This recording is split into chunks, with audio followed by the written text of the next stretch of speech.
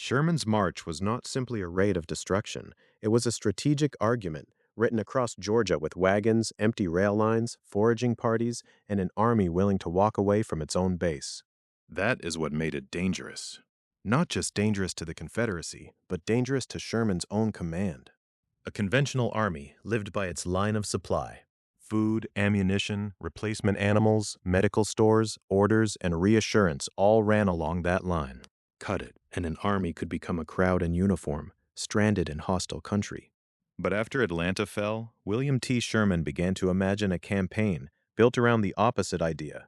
Not defending the old line, not sitting inside the captured city, not waiting for the Confederacy to decide where the war would go next, but making the interior of Georgia itself the test. If the Confederacy could still protect its heartland, Sherman's army would be exposed.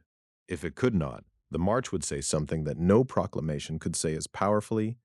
It would show that a Confederate state could be crossed, its railways broken, its resources seized, its capital entered, and its principal coastal city threatened, while the armies that claimed to defend it struggled to respond. Atlanta had fallen on September 2, 1864. The city was not just another point on the map. It was a major Confederate rail and industrial center, the place whose loss had already shaken morale across the South and strengthened the Union's military position in the Western theater. But possession of Atlanta created a problem. To hold it in the ordinary way meant feeding and guarding a long line back through northern Georgia and Tennessee. It meant committing strength to protect railroad communications against Confederate cavalry and raids. It meant turning a victory into another fixed responsibility. Sherman did not want Atlanta to become a cage. He had taken the city, but he did not intend merely to occupy it. He intended to use it as a starting line. The campaign that followed would be known as the Savannah Campaign, or more famously, the March to the Sea. Its beginning is usually marked on November 15, 1864, when Sherman's army set out from Atlanta toward the Georgia coast. Its end would come at Savannah on December 21, 1864. Between those 2 points lay more than 250 miles of roads, farms, towns, rivers, railways, and uncertainty. The striking thing is that Sherman's destination was not inevitable. After the capture of Atlanta, there were other possible directions. One was a move through Alabama toward Mobile. In a different moment, Mobile might have seemed like an obvious prize, a major Gulf port, a place connected to Confederate movement and supply, a target with strategic weight. But by the autumn of 1864, that logic had changed.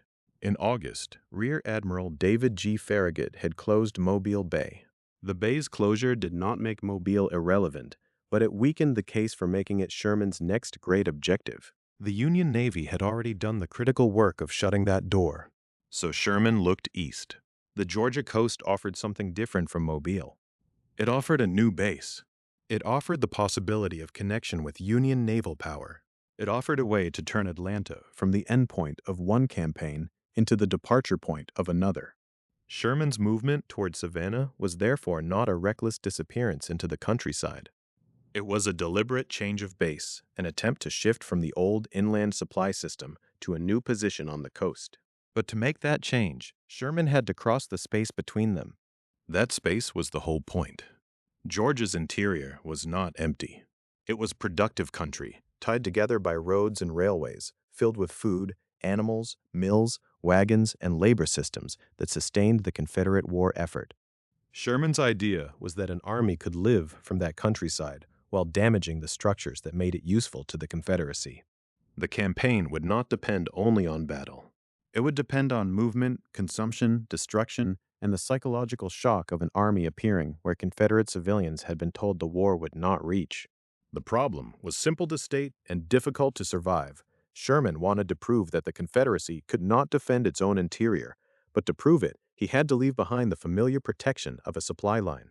That decision separated the Savannah campaign from a conventional occupation. An occupation stabilizes. It guards. It builds depots, posts sentries, repairs lines, and tries to make captured territory administratively useful. Sherman's plan did almost the reverse. He would cut loose from the long line that had sustained him. His army would move in columns. It would carry what it could, take what it needed, and keep going. It would not offer the Confederacy a single fixed target.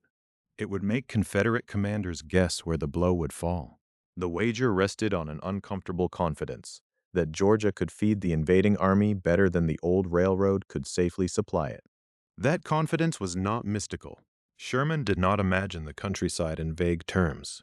The planning for the march would draw on practical knowledge, including census records used to identify routes with food for men and forage for animals.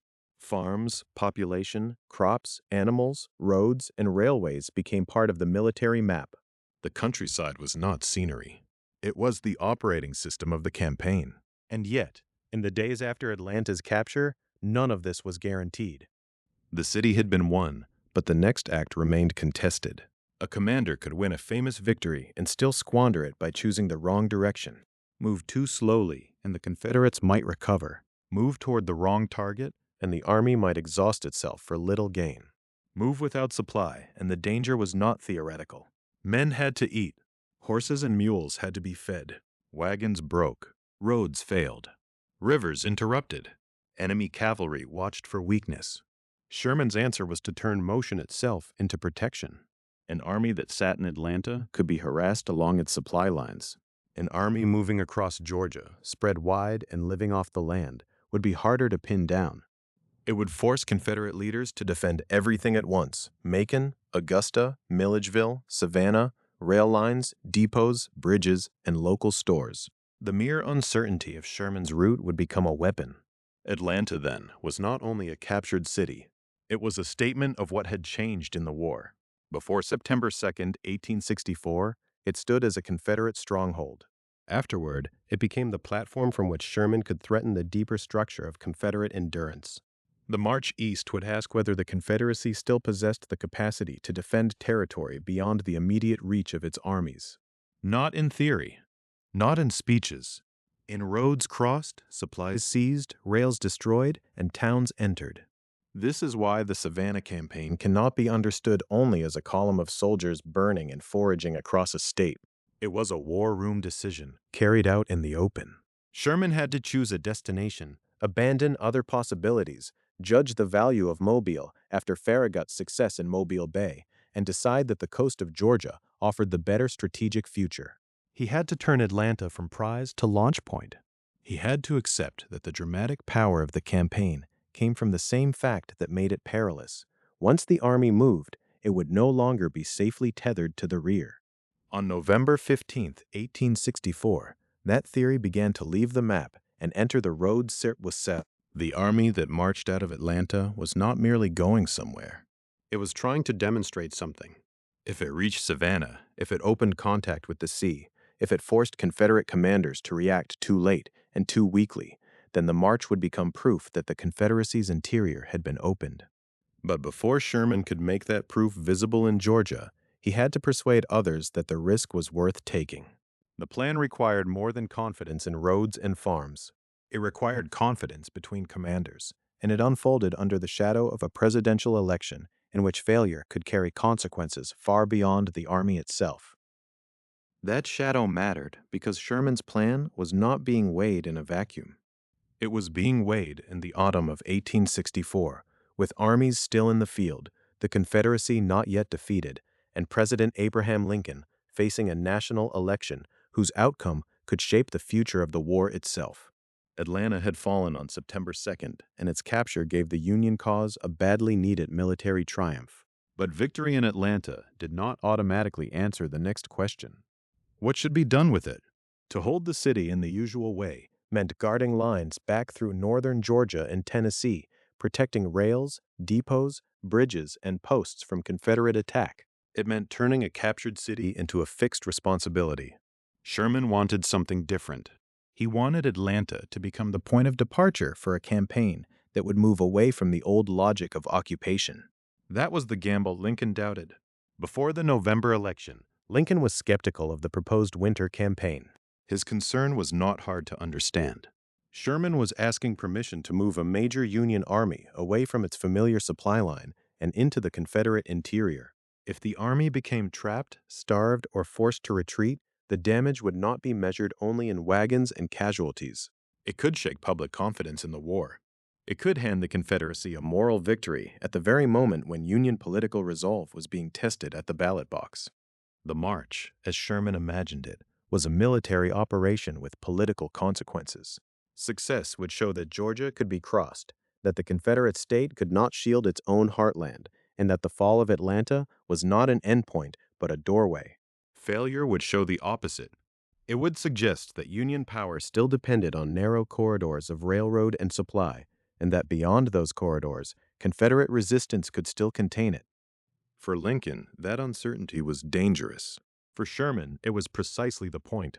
Sherman believed that an army did not have to remain tied to a single rail line if it moved with speed, discipline, and purpose. He believed that Georgia itself could sustain the advance. Farms, plantations, roads, mills, livestock, corn, forage, and transport animals were not just background features of the countryside. They were the resources that made Confederate armies possible. If Union troops could move through them, draw from them, and destroy what supported the Confederate war effort, they could produce effects that simply holding Atlanta could not. This was not a conventional occupation plan.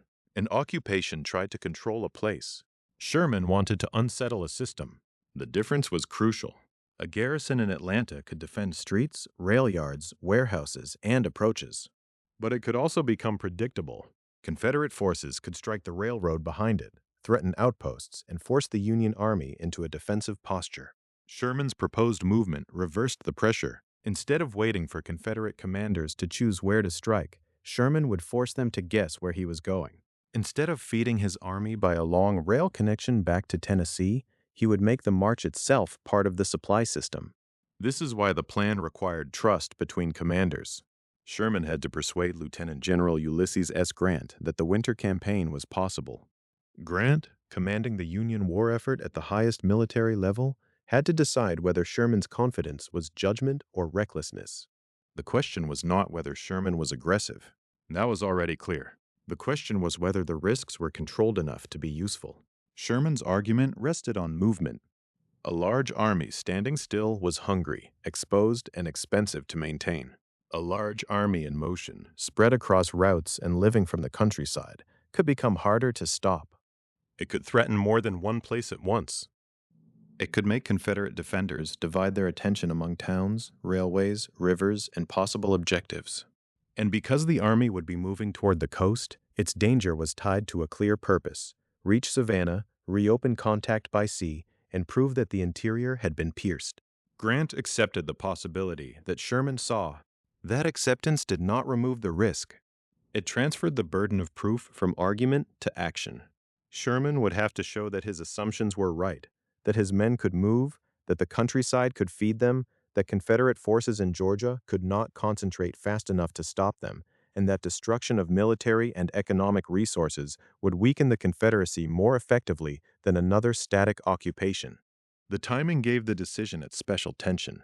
Until the election passed, a major failure could have echoed far beyond Georgia.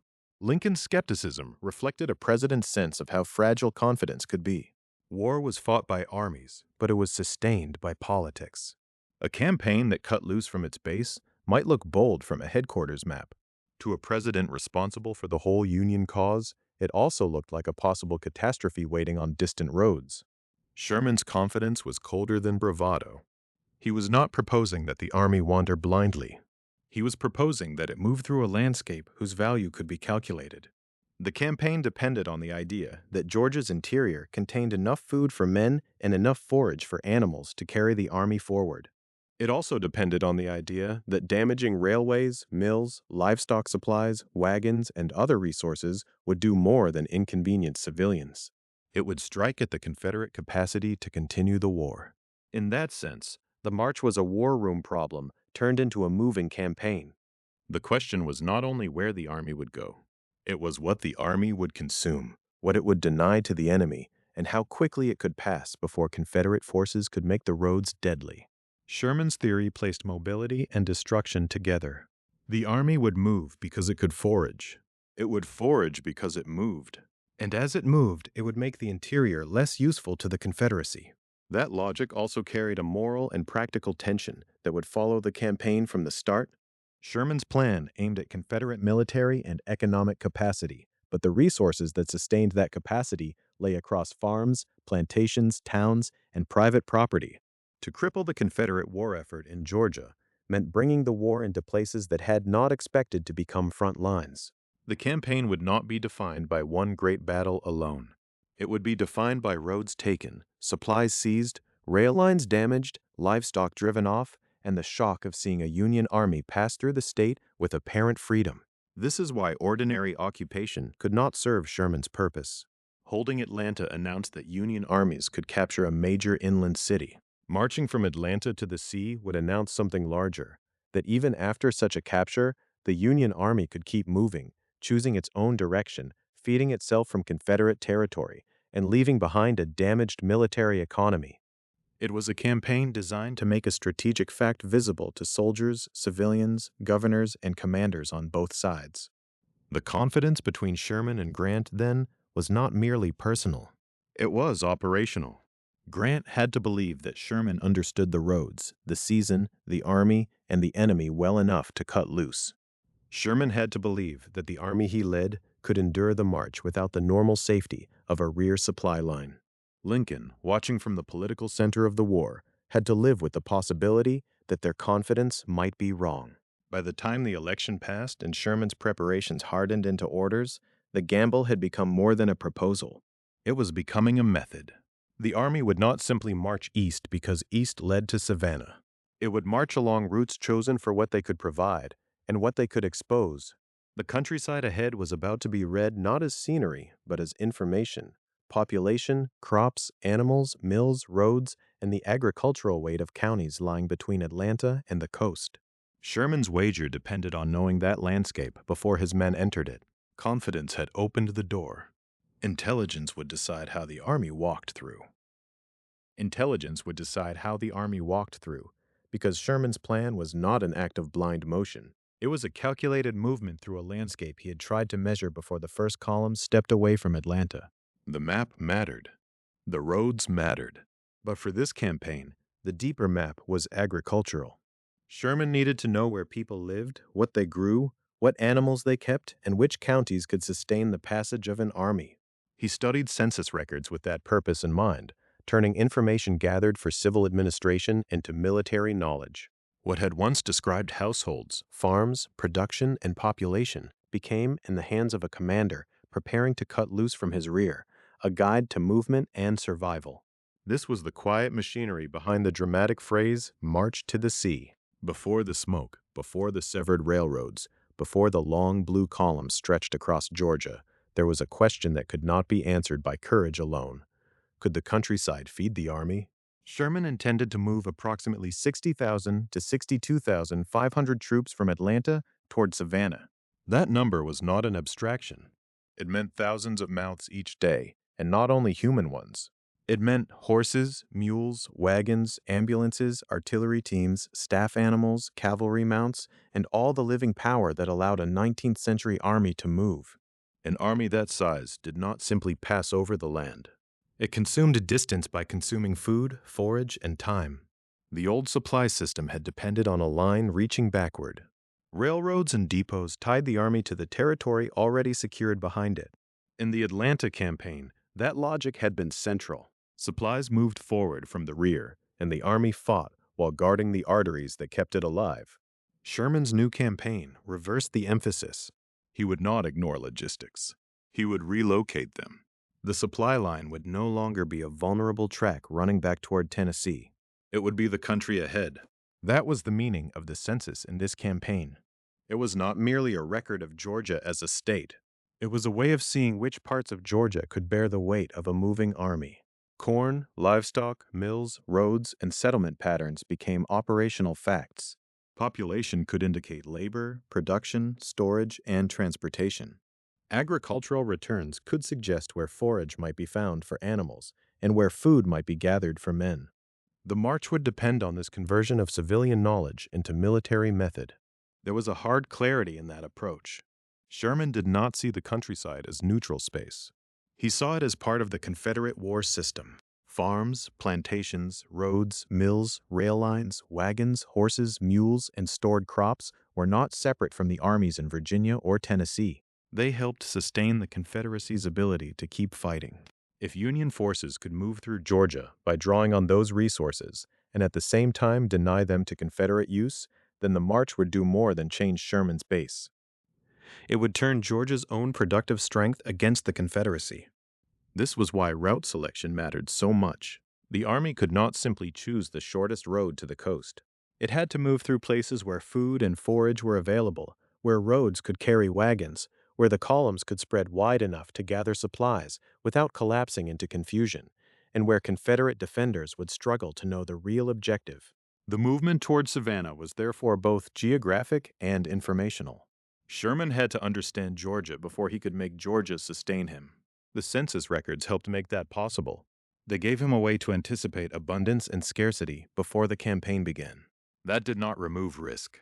Records could be incomplete, outdated, or uneven. Roads could be worse than expected.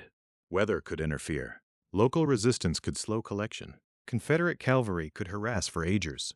But the alternative was worse: to march into the interior with no supply line and no reliable sense of what the land could provide.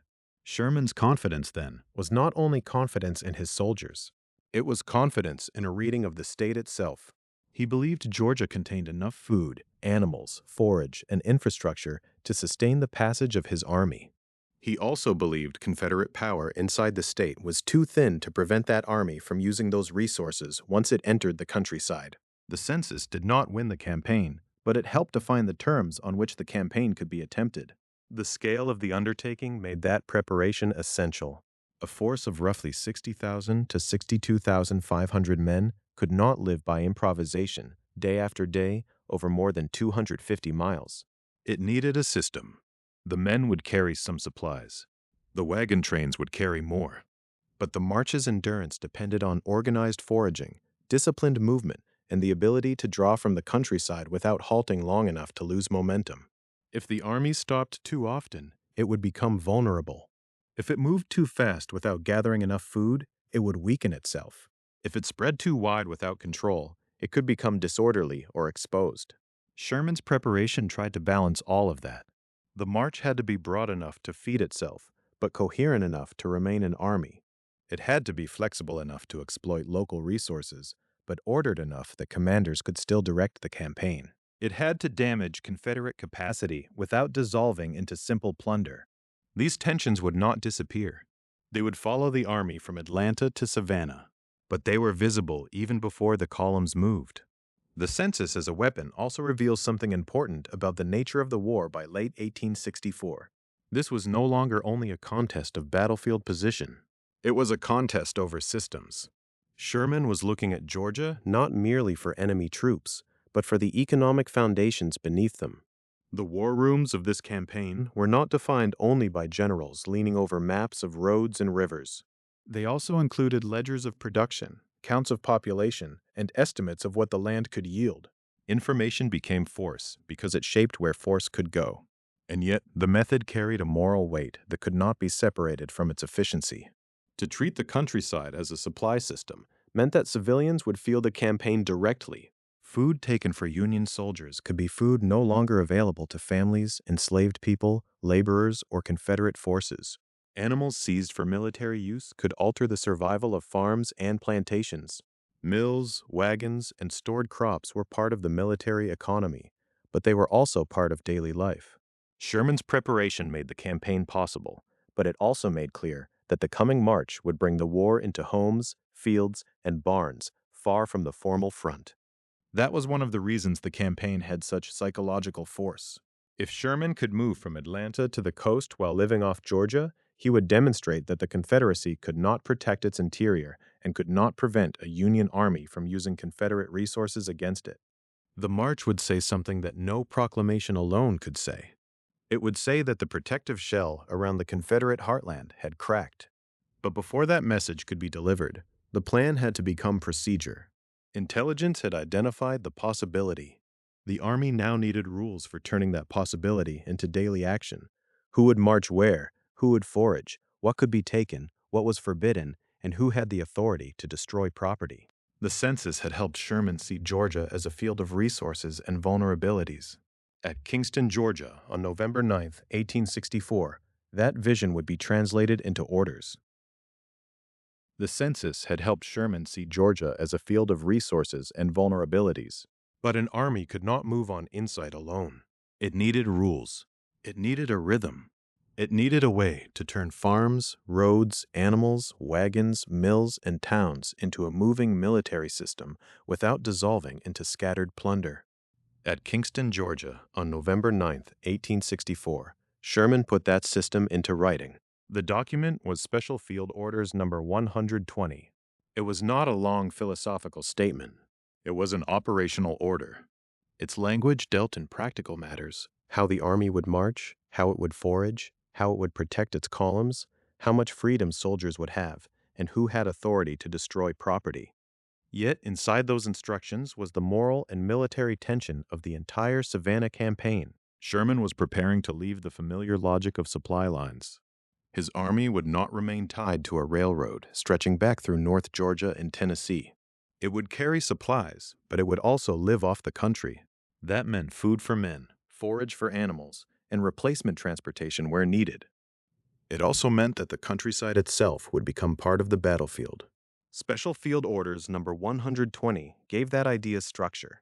The army was to march in organized columns, not as a single crowded mass pushing down one road.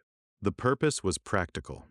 A force of roughly 60,000 to 62,500 troops, with wagons, ambulances, artillery, horses, mules, and camp equipment, could not simply pour through Georgia in one narrow stream. Roads would choke. Animals would wear down. Foragers would strip only the immediate neighborhood, while other districts remained untouched. The movement had to be broad enough to sustain itself. The order also made clear that foraging was not supposed to be random. It was to be organized. Foraging parties were to operate under the direction of brigade commanders. That detail matters because it shows Sherman trying to turn what could have become chaos into a controlled military function. Foraging was not treated as a private privilege of hungry soldiers wandering at will. It was made part of command responsibility. These foragers were authorized to gather what the army needed. The order named the essentials of a 19th century marching force: corn, forage, meat, vegetables, cornmeal, horses, mules, wagons, and other supplies useful to the command. These were not luxuries. Corn and forage fed the animals that pulled wagons and artillery. Meat, vegetables, and cornmeal helped feed the men. Horses and mules kept the army mobile. Wagons carried the supplies that could not be consumed immediately. In a campaign without conventional supply lines, each of these items had military value. A mule was not merely an animal. It was transportation. A wagon was not merely civilian property. It was a way to move food, ammunition, tools, medical goods, and camp equipment. Corn in a crib was not simply a crop stored for local use. In Sherman's plan, it was fuel for the movement of an army. A mill was not merely a local business. It was part of the food system that sustained Confederate communities and, potentially, Confederate forces. Special Field Orders Number 120, therefore, did more than tell soldiers what they could take. It translated Sherman's strategic wager into daily practice. The army would not wait for supplies to come from the rear. It would extract supplies from the territory it crossed. But the order also contained limits. It nominally barred soldiers from entering private dwellings. This was an important line, even if the experience on the ground did not always match the written rule. Sherman's order recognized a distinction between taking food, animals, forage, and transportation for military use, and allowing soldiers to intrude freely into homes. The army was to forage, but not, in theory, to turn every private dwelling into an open target for uncontrolled search and theft. That distinction was part of the order's attempt to preserve discipline. Sherman was not sending forward a mob. He was sending forward an army. An army that foraged without discipline could become slow, scattered, vulnerable, and politically explosive. Soldiers who left ranks to search houses or seize goods on their own could disrupt the march and expose themselves to capture or attack.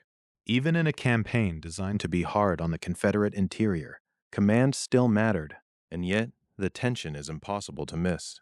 The order limited certain kinds of conduct, but it also authorized a broad taking of resources.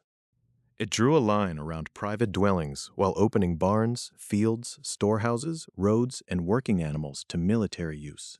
It tried to regulate the machinery of hard war without softening the purpose behind it. That purpose was to cripple Confederate military and economic capacity. The Savannah Campaign was not simply a march from Atlanta to Savannah. It was a demonstration that Confederate Georgia could be penetrated, used, and damaged by a Union army moving at will.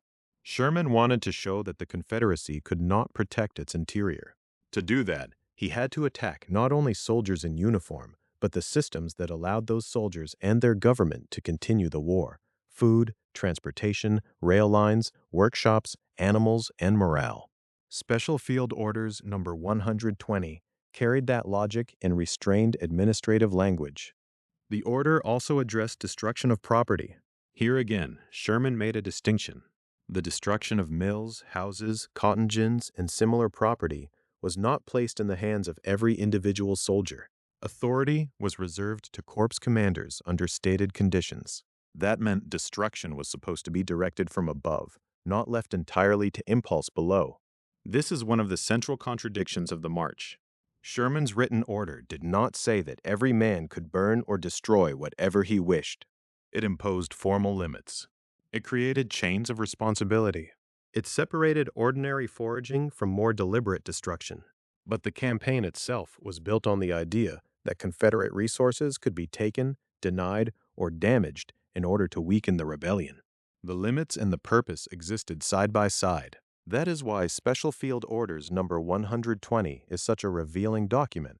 It does not allow the march to be understood as either pure lawlessness or pure restraint. It shows an army trying to conduct a destructive campaign through rules. It shows Sherman attempting to channel violence against property into military procedure. It shows the difference between an order as written and a campaign as experienced. For the people in the path of the columns, the distinction could be thin. If foragers took corn, meat, vegetables, cornmeal, horses, mules, and wagons, a household or plantation could be left profoundly weakened, even without soldiers entering the dwelling itself. If a corps commander authorized destruction under the order's conditions, mills, houses, cotton gins, and other structures could be lost. The legal form of the action did not erase its force. For Sherman, that force was the point. He did not want merely to pass through Georgia. He wanted the passage to have consequences. The march had to feed itself, but it also had to leave behind evidence that Confederate power had failed. Every wagon taken, every mule seized, every store of corn consumed by Union troops instead of Confederate networks pushed the campaign beyond movement and into economic warfare. Still, the order's structure mattered because it made the campaign repeatable from day to day. Each morning's march could be tied to a system. The columns would advance. The foragers would spread out under command. Supplies would be gathered. The army would keep moving. The very regularity of the process was part of its power. Georgia's countryside was not struck by one isolated raid. It was entered by a moving institution with written instructions. At Kingston, Sherman had transformed intelligence into procedure. The census had suggested where the army might live off the land. Special Field Orders Number 120 told the army how to do it. The document also helped solve a deeper problem: scale. A small raiding party might survive by quick seizure and speed. Sherman was moving a large field army. Its survival depended on coordination across many roads and many commands. Foraging had to happen without losing the columns. Destruction had to be controlled enough to preserve discipline. The march had to be wide enough to supply itself, but coherent enough to remain an army. That balance would shape the opening movement from Atlanta toward the Georgia interior. The order gave Sherman's men their rules, but rules alone did not place them on the roads. The campaign still needed an operational design large enough to confuse Confederate defenders and broad enough to harvest the resources identified in advance. That design would divide the army into wings, send them down separate routes, and stretch the meaning of a single march across miles of Georgia countryside. From the written order at Kingston, the war now moved toward motion itself, two great columns stepping into the state, separated by distance, joined by purpose. The order gave Sherman's men their rules, but rules alone did not place them on the roads. The campaign still needed shape. It needed a design that could turn one army into a presence felt across a wide belt of Georgia without allowing that army to break apart into isolated fragments. It needed to be broad enough to feed itself, disciplined enough to keep moving, and uncertain enough to keep Confederate commanders guessing. Sherman's answer was to divide his force into two great wings. On paper, this looked clean. The right wing would move under Major General Oliver O. Howard. The left wing would move under Major General Henry W. Slocum. The cavalry would operate under Brigadier General Judson Kilpatrick. Beneath those names stood the structure that made the march possible. Howard's right wing included the 15th Corps, commanded by Peter J. Osterhaus, and the 17th Corps, commanded by Francis P. Blair, Jr. Slocum's left wing included the 14th Corps, commanded by Jefferson C. Davis, and the 20th Corps, commanded by Alpheus S. Williams. But in practice, this was more than a chart of command. It was a way of moving through space. Sherman was not sending a single column down one road toward one visible target. He was creating a moving front spread across the interior of Georgia. The two wings usually advanced on separate routes, often about 20 to 40 miles apart. That distance mattered. It was close enough that the wings still belonged to one campaign, still moved according to one design, and still served one objective. But it was wide enough to make Sherman's army difficult to read, difficult to strike, and difficult to starve. For Confederate observers, this created a problem from the first movements away from Atlanta. A single road column pointed like an arrow. A divided army behaved more like a shadow spreading across the map. Was the real blow coming toward Macon? Was it moving toward Augusta? Was Milledgeville the object? Was Savannah already the destination? The separation of Howard and Slocum did not merely cover more ground. It multiplied the number of possible answers. That uncertainty was part of the design. The right wing, under Oliver O. Howard, carried weight in both men and implication. Howard had commanded in the Western Theater and now moved with two corps that would help define the western side of the march. Peter J. Osterhaus led the 15th Corps, a formation already tied to the hard campaigning of the war's middle years. Francis P. Blair, Jr. led the 17th Corps. Together, these corps formed a major portion of Sherman's moving strength, not as a detached expedition, but as half of a carefully balanced machine. The left wing under Henry W. Slocum gave the same design its northern and eastern reach. Jefferson C. Davis commanded the 14th Corps. Alpheus S. Williams commanded the 20th Corps. Their movement gave Sherman a second axis through the Georgia interior, separate from Howard, but not independent of the larger plan. Slocum's wing could threaten one line of advance, while Howard's threatened another. It could draw attention, gather resources, and force Confederate commanders to think in more than one direction at once. Judson Kilpatrick's cavalry added another layer of motion. Cavalry in such a campaign did not simply ride at the edge of a marching army for show.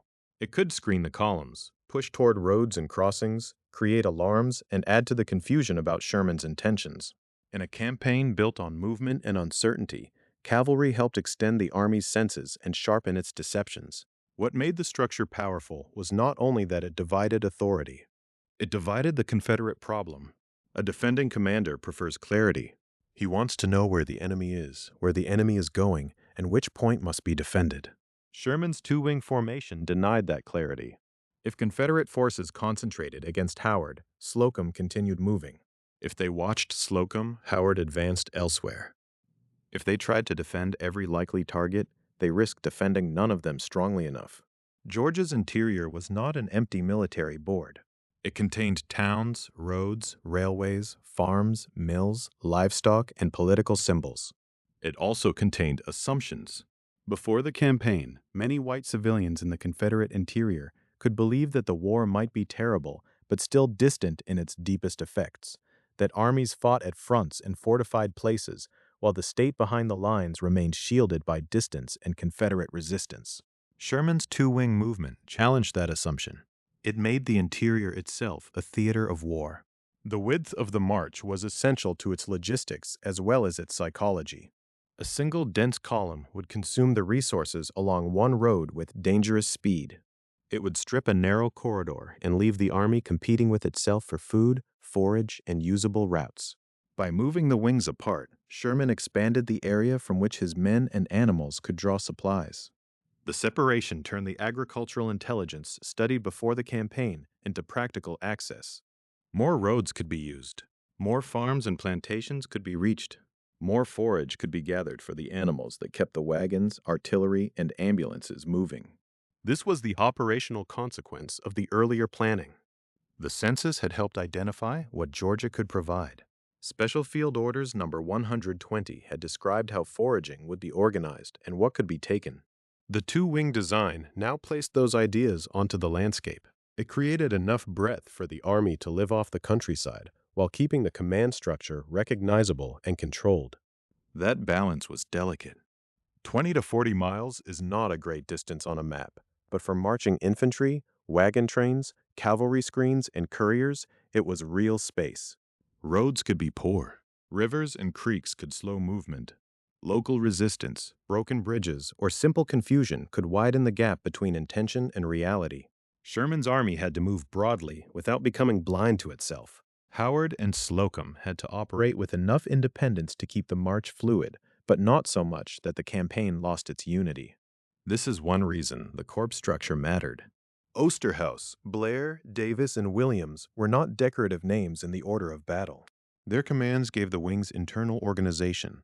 Each corps could march, forage, guard its trains, and respond to threats within the larger framework.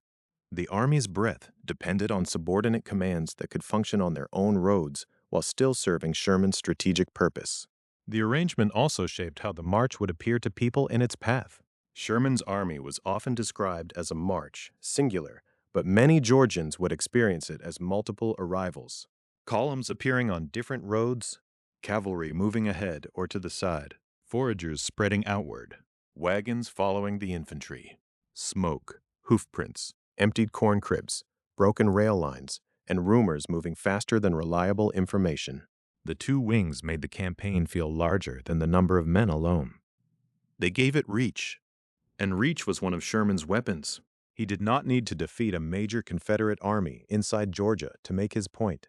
He needed to show that the Confederacy could not prevent him from moving through one of its important states, using its roads and resources, disturbing its institutions, and choosing his own line toward the coast.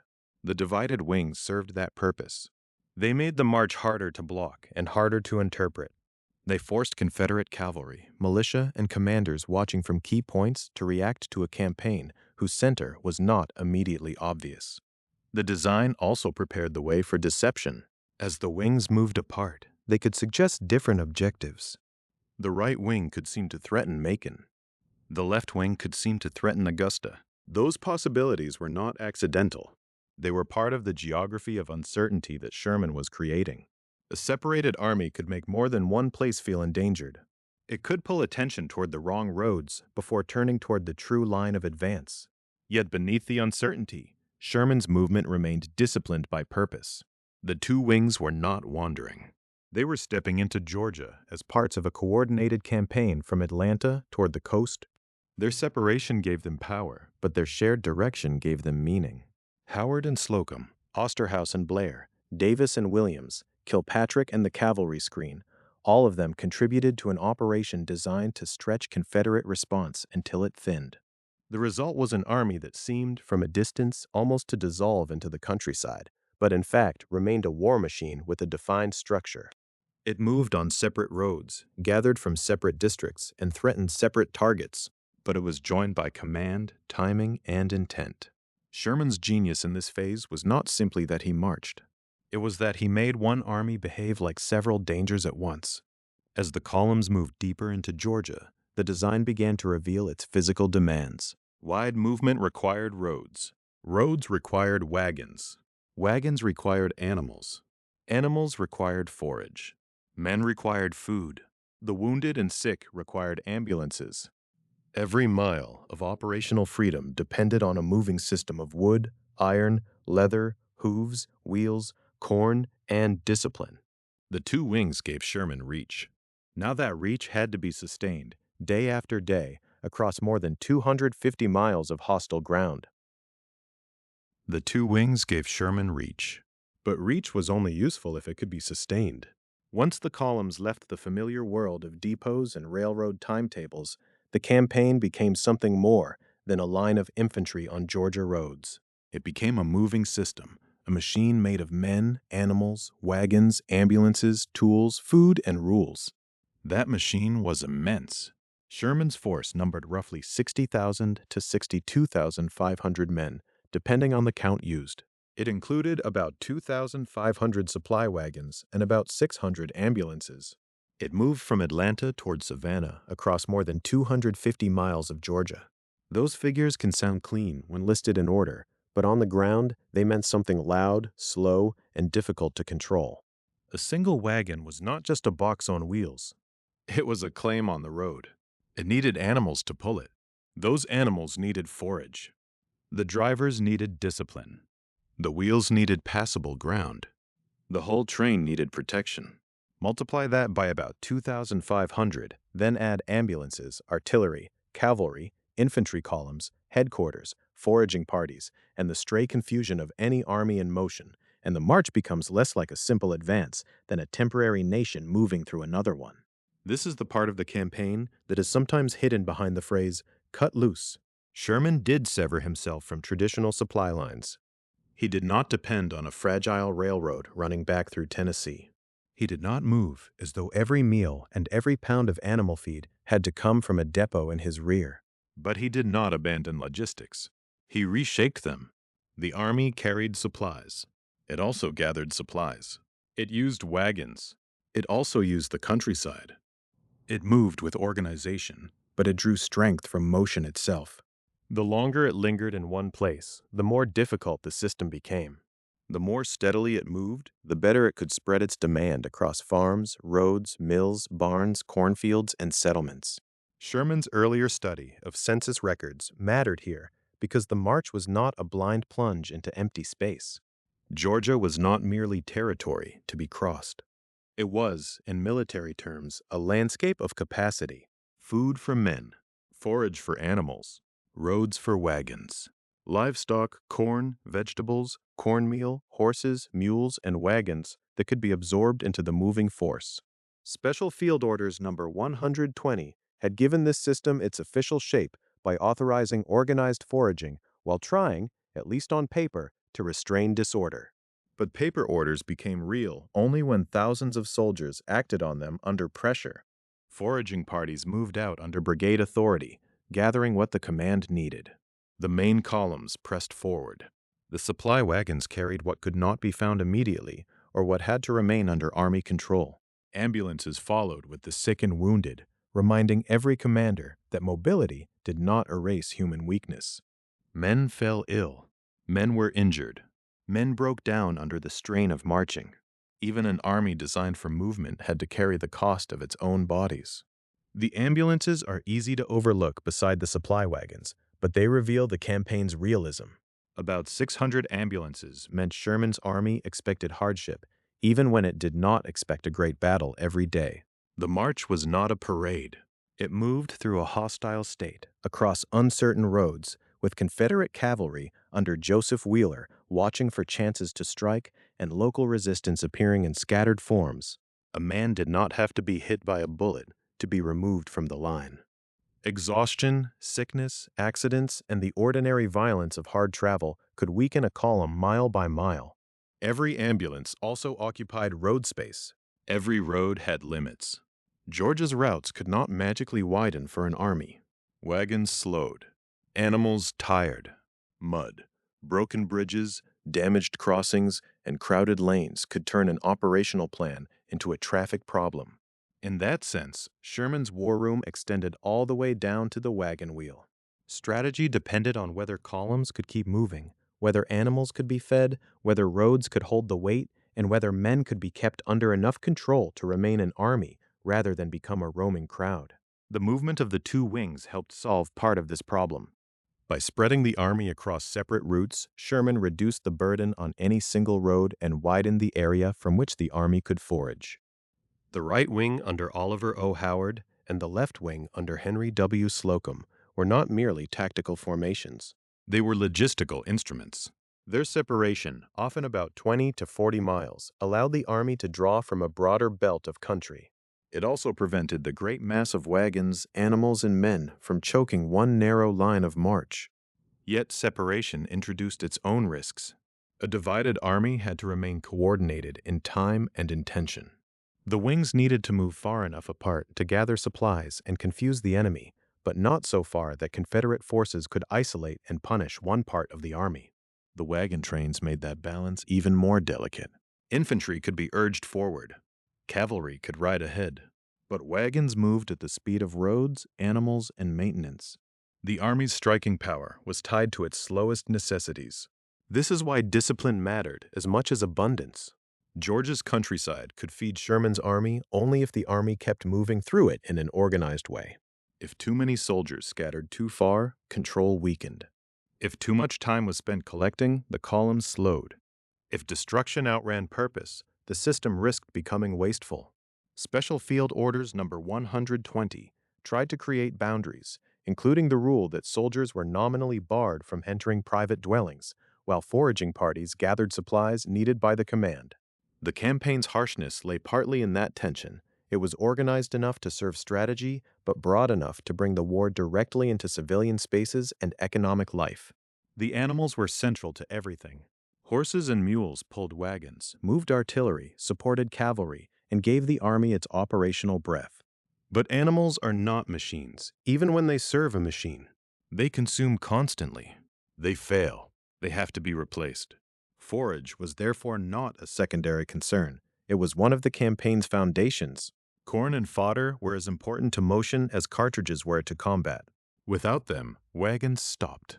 Without wagons, carried supplies stopped. Without supply and ambulance movement, the Army's independence became an illusion. So Sherman's march was not a rejection of supply. It was a wager that supply could be made mobile, local, and aggressive. Instead of protecting a long rail line behind him, Sherman made Georgia itself part of the supply system. This was the deeper meaning of the moving war machine. The Army did not simply pass through the landscape. It consumed from it, reorganized around it, and left behind evidence that Confederate authority could no longer defend it. The physical scale of the march also shaped its psychological effect. A farm family, a town official, a railroad worker, or a local militia officer did not encounter an abstract strategy. They saw columns of infantry, wagons creaking past, ambulances rolling behind, cavalry moving on the flanks, foragers appearing at barns and mills, and roads filled with men who seemed to come from more than one direction at once. The power of the campaign was not only in the number of soldiers, but in the fact that the number could be distributed. Sherman's army could appear as a wide pressure across the state, not just a single spear point. That pressure depended on constant motion. Motion kept Confederate defenders uncertain. Motion kept the supply problem from hardening into starvation. Motion allowed the columns to gather, consume, and move on before the full consequences of delay could catch them. The Army's size was dangerous only because it was organized. Its independence was possible only because it was disciplined. Its discipline mattered only because the whole structure was moving toward a purpose. By late November, that purpose was still partly hidden. The same wagons and ambulances that made the march possible also made deception believable. A great column moving along a road could seem committed to one target, while another wing suggested another destination. Roads, animals, and supply trains did not just sustain the campaign. They helped disguise it. As the machine rolled farther from Atlanta, its very breadth became a weapon, turning Macon, Augusta, Milledgeville, and Savannah into questions Confederate commanders had to answer before they knew which question was real. As the machine rolled farther from Atlanta, its breadth became more than a way to feed itself. It became a way to confuse. Every road taken, every bridge crossed, every column seen at a distance carried a message that might be true, or partly true, or deliberately misleading. To Confederate observers, Sherman's army did not move like a single blade pointed at one destination. It spread like a problem across the map. That was the deception built into the march. Sherman had not simply divided his force for convenience.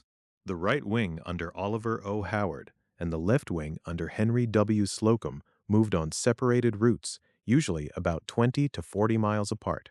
That spacing mattered. It made the army harder to strike as one body, but it also made the army harder to read. A Confederate scout watching one road could see a real column with real wagons, real infantry, real animals, and real dust. But that scout could not always know whether he was seeing the main effort, a supporting march, or a deliberate suggestion aimed at pulling defenders in the wrong direction. In a war room, a commander might place pins on a map and draw arrows from Atlanta toward the east.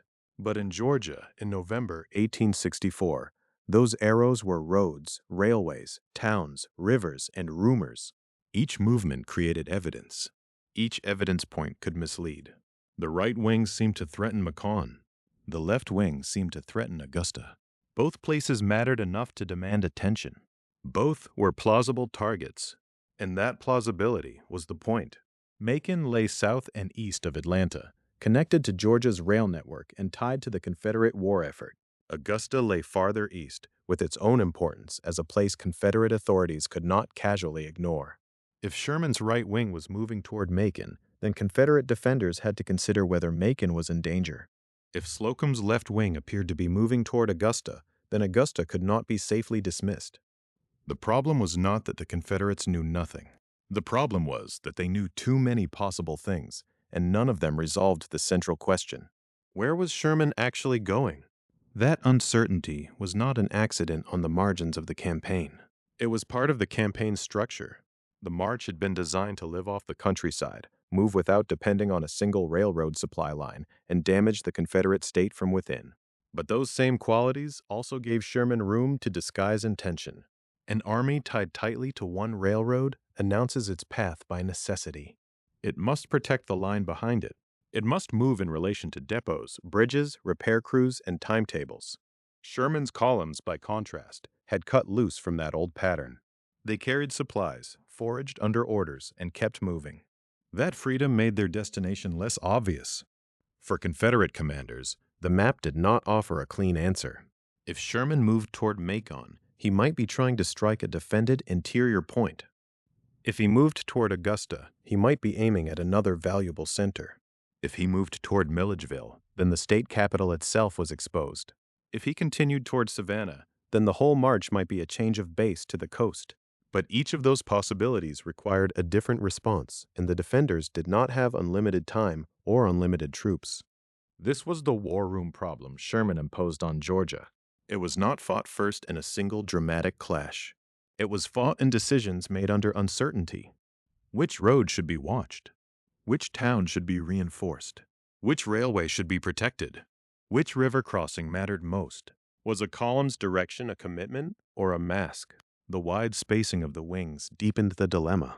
A distance of 20 to 40 miles was not an abstraction to the people trying to respond. It meant that one Union wing could be alarming one district while the other alarmed another. It meant reports could arrive late, separately, and in fragments. A cavalryman might bring word of Howard's movement. Another messenger might report Slocum's advance. A local official might warn of foragers. A railroad point might be threatened. A bridge might suddenly matter. Put together, those reports did not immediately form a single line to Savannah. They formed a widening zone of danger. Sherman's columns used that zone. The right wing's feint toward Macon drew attention to the southward possibility. The left wing's feint toward Augusta suggested an eastern strike of a different kind. Meanwhile, the broader movement bent toward Milledgeville and then toward Savannah. To the men marching, the roads were immediate and physical: mud, dust, fences, fields, streams, and towns. To the Confederates trying to interpret them, those same roads became signals. The campaign turned geography into misdirection. There was also a psychological force in this. Sherman did not need every Confederate defender to believe the wrong thing forever.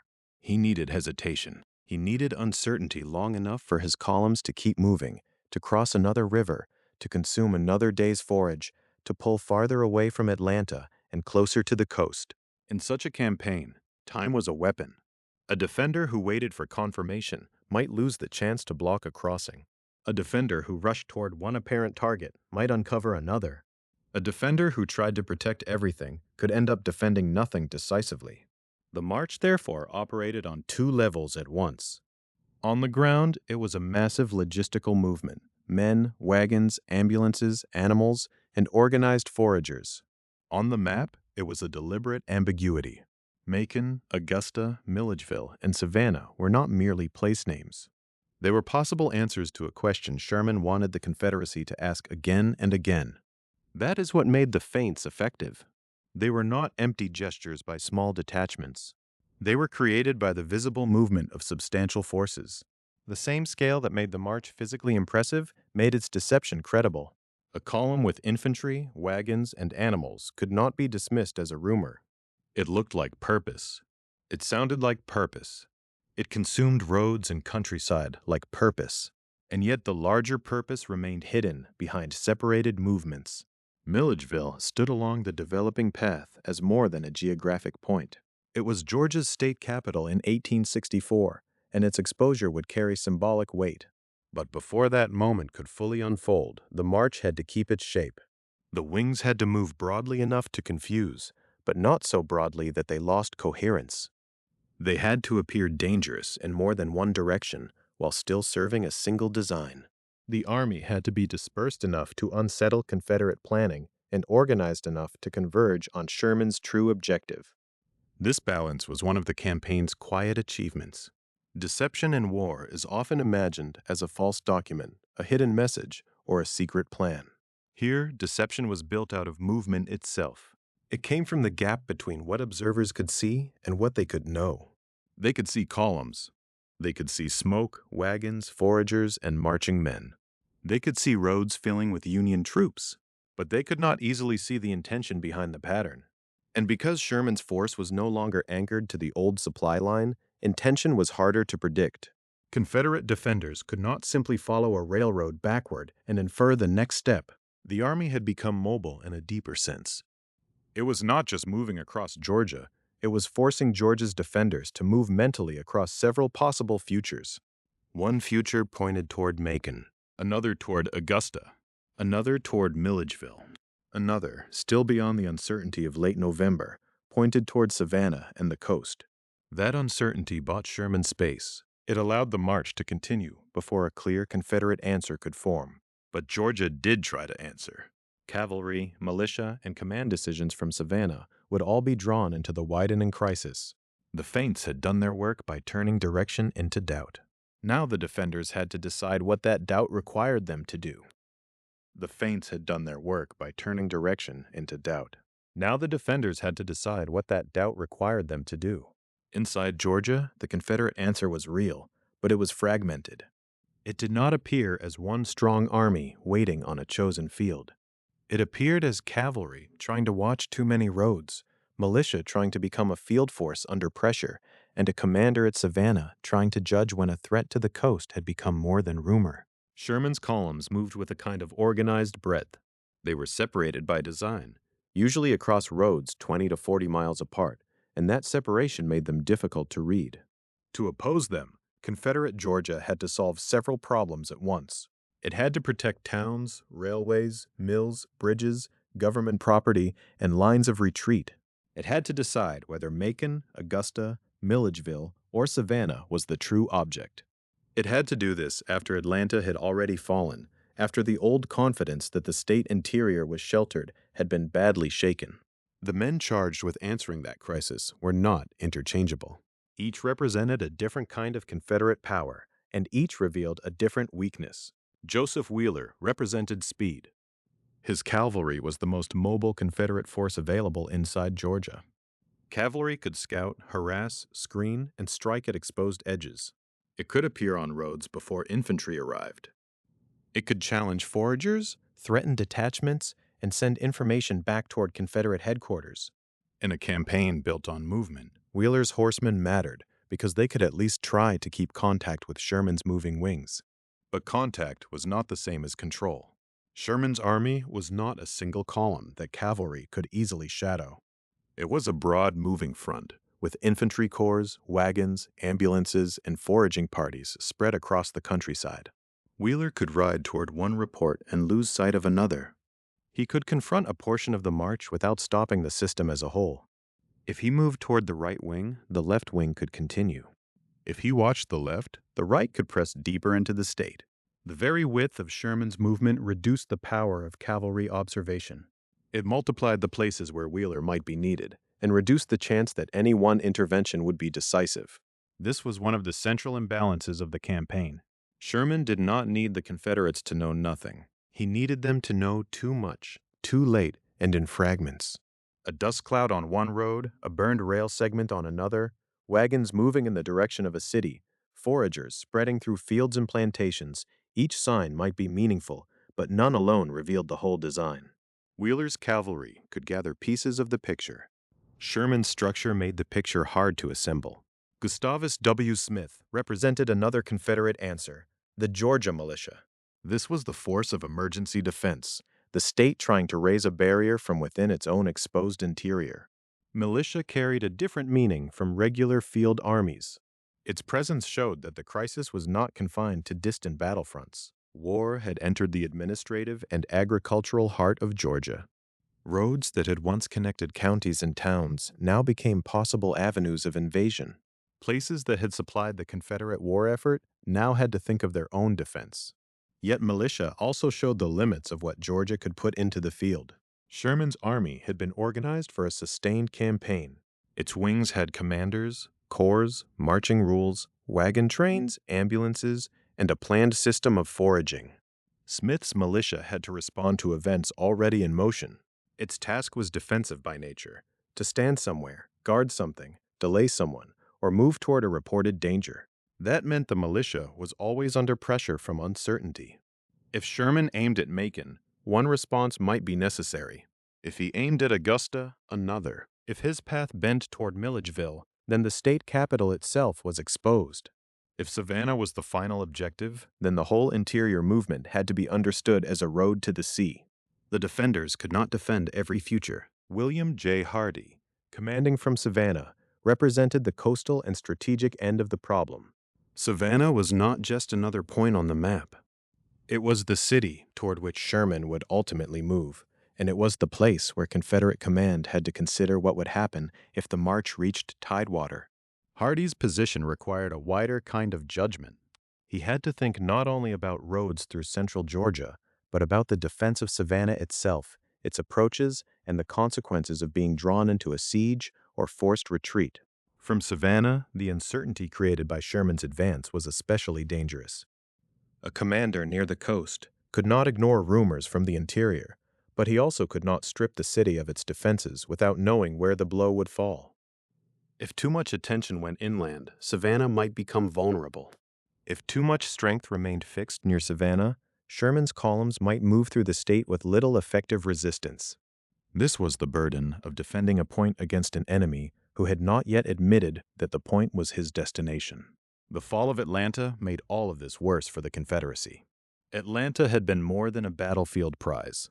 Once it was captured, the geometry of the war in Georgia changed. Sherman could begin from a deep position inside the state rather than pushing from the border. The Confederate defenders were not facing an army trying to break into Georgia.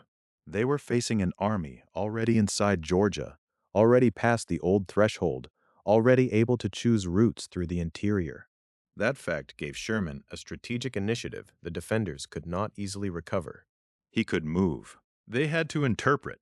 He could divide his army into wings and create uncertainty.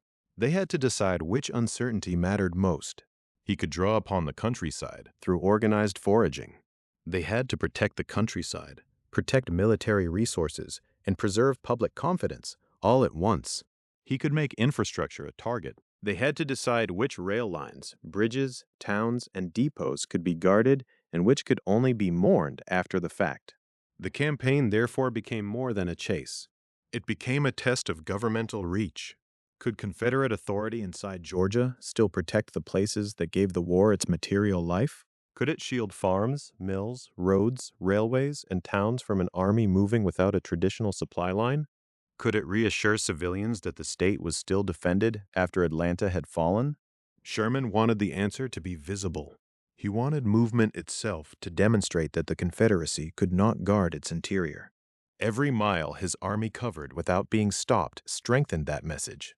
Every uncertain Confederate countermove confirmed the problem. Wheeler might ride hard. Smith might gather militia. Hardee might calculate from Savannah. But none of them could change the basic structure of the moment. The Union Army was acting, and the Confederate defense was reacting. That did not mean the march was effortless. Confederate cavalry could create danger. Militia could impose costs. Decisions made in Savannah could shape the campaign's end. The roads, rivers, and railways of Georgia still mattered. Local resistance still mattered. The uncertainty Sherman created did not eliminate risk.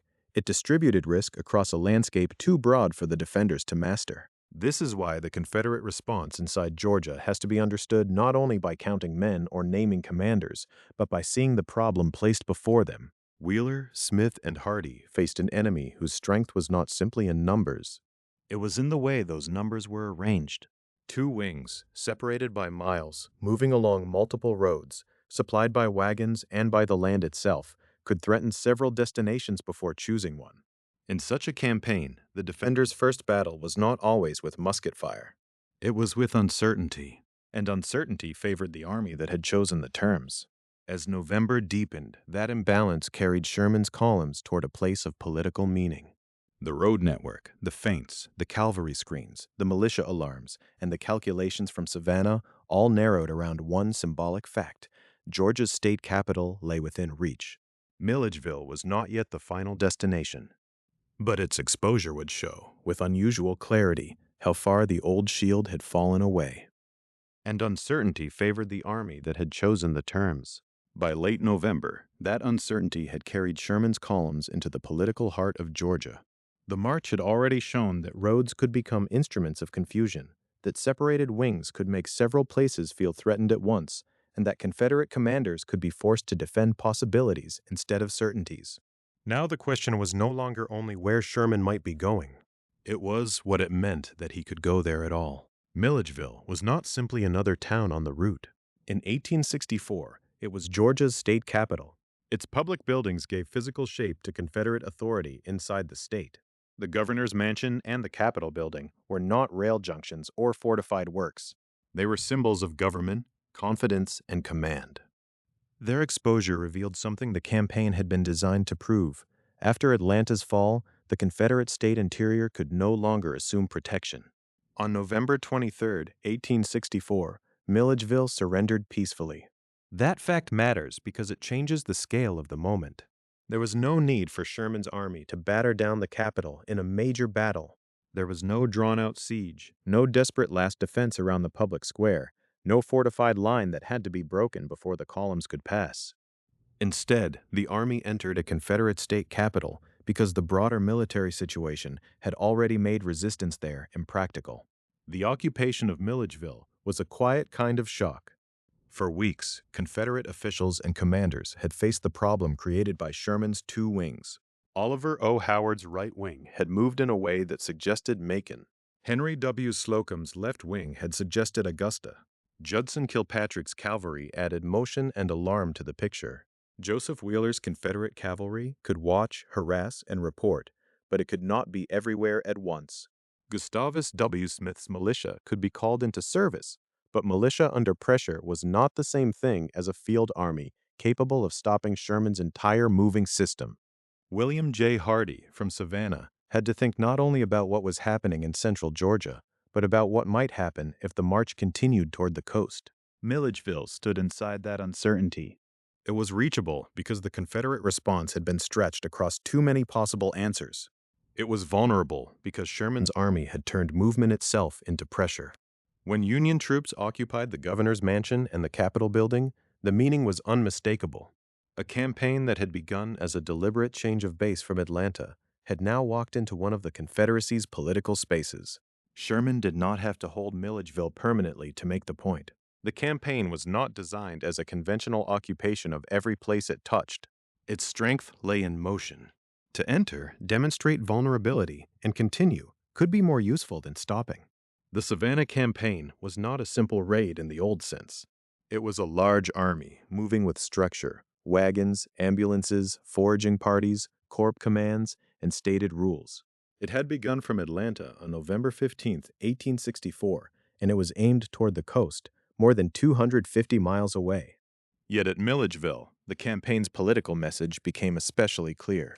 If a state capital could be reached without a decisive Confederate battle to prevent it, then the shield around Georgia's interior had already failed. The quietness of the surrender sharpened the lesson. A battle can sometimes conceal weakness by covering it with noise.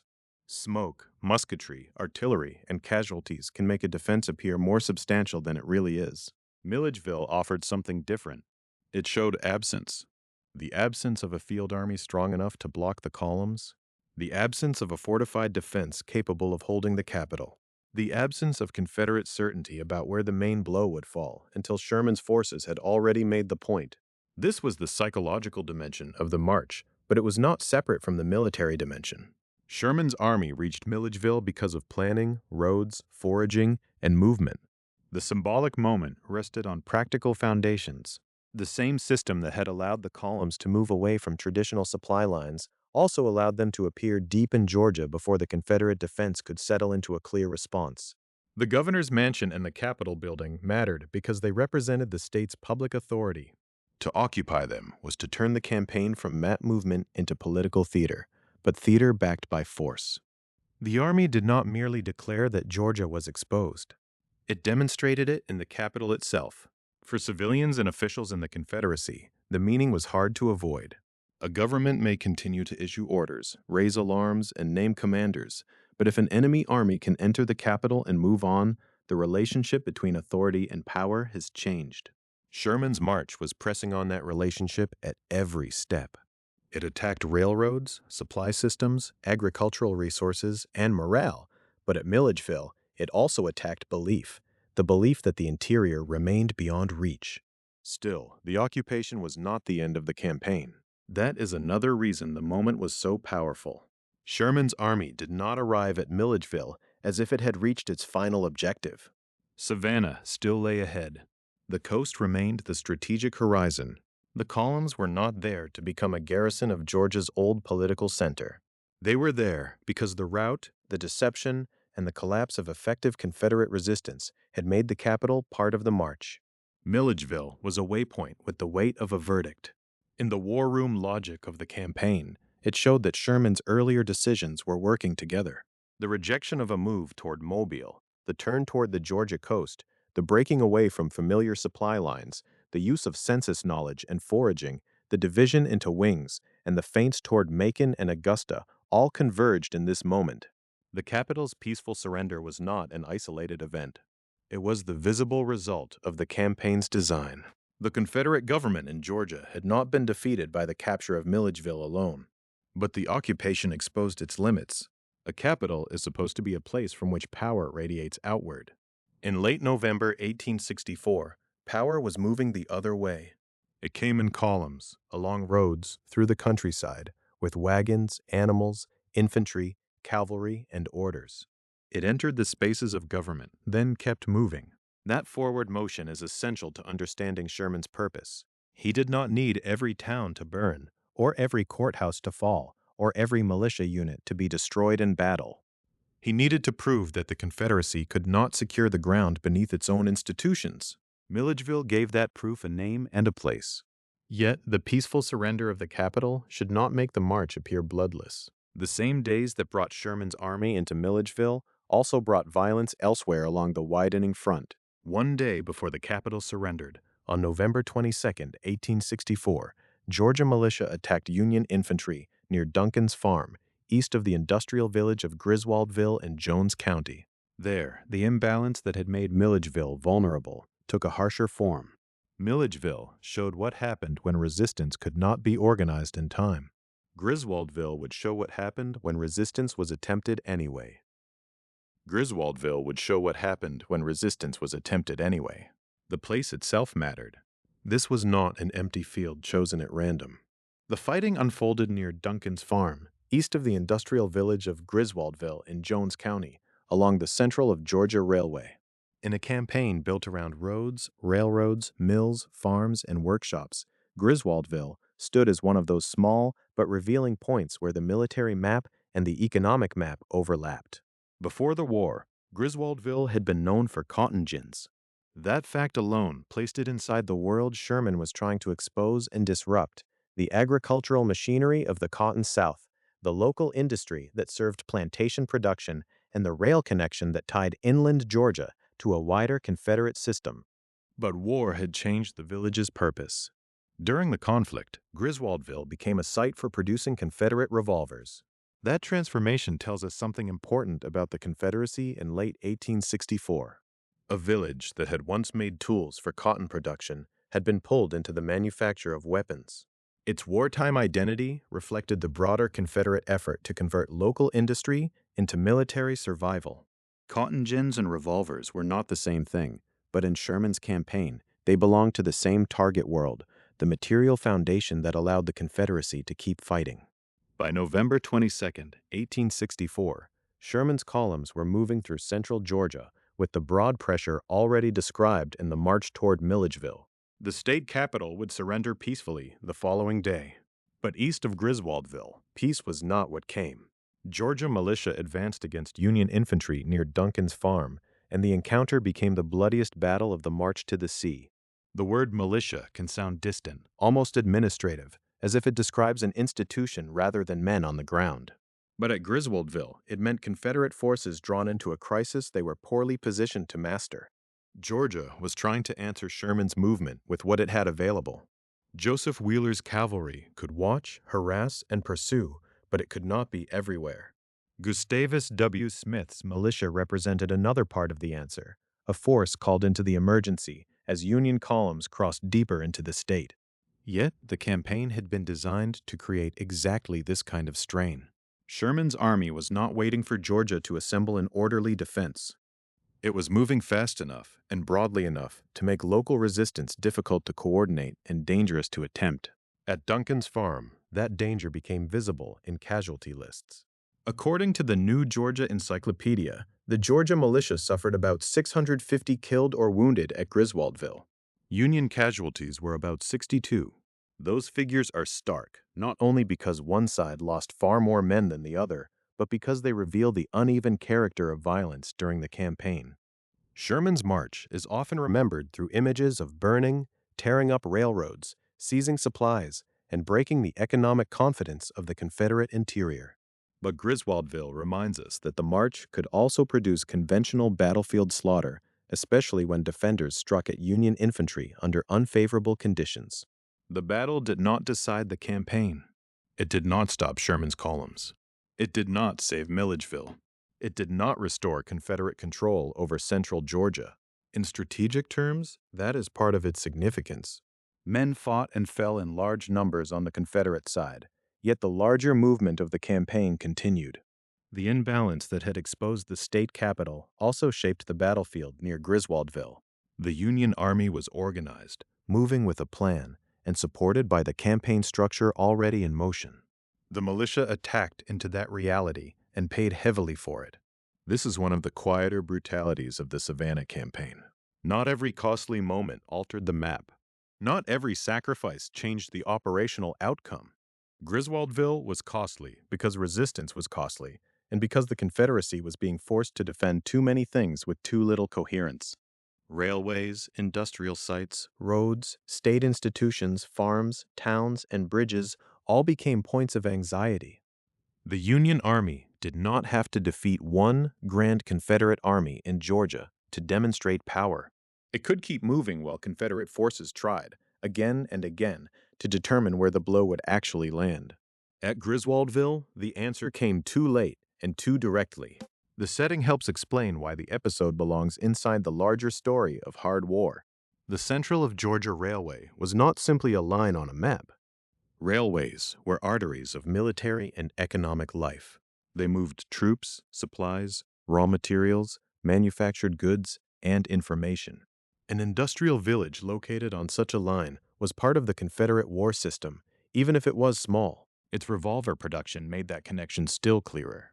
Sherman's campaign did not treat the interior as a safe rear area.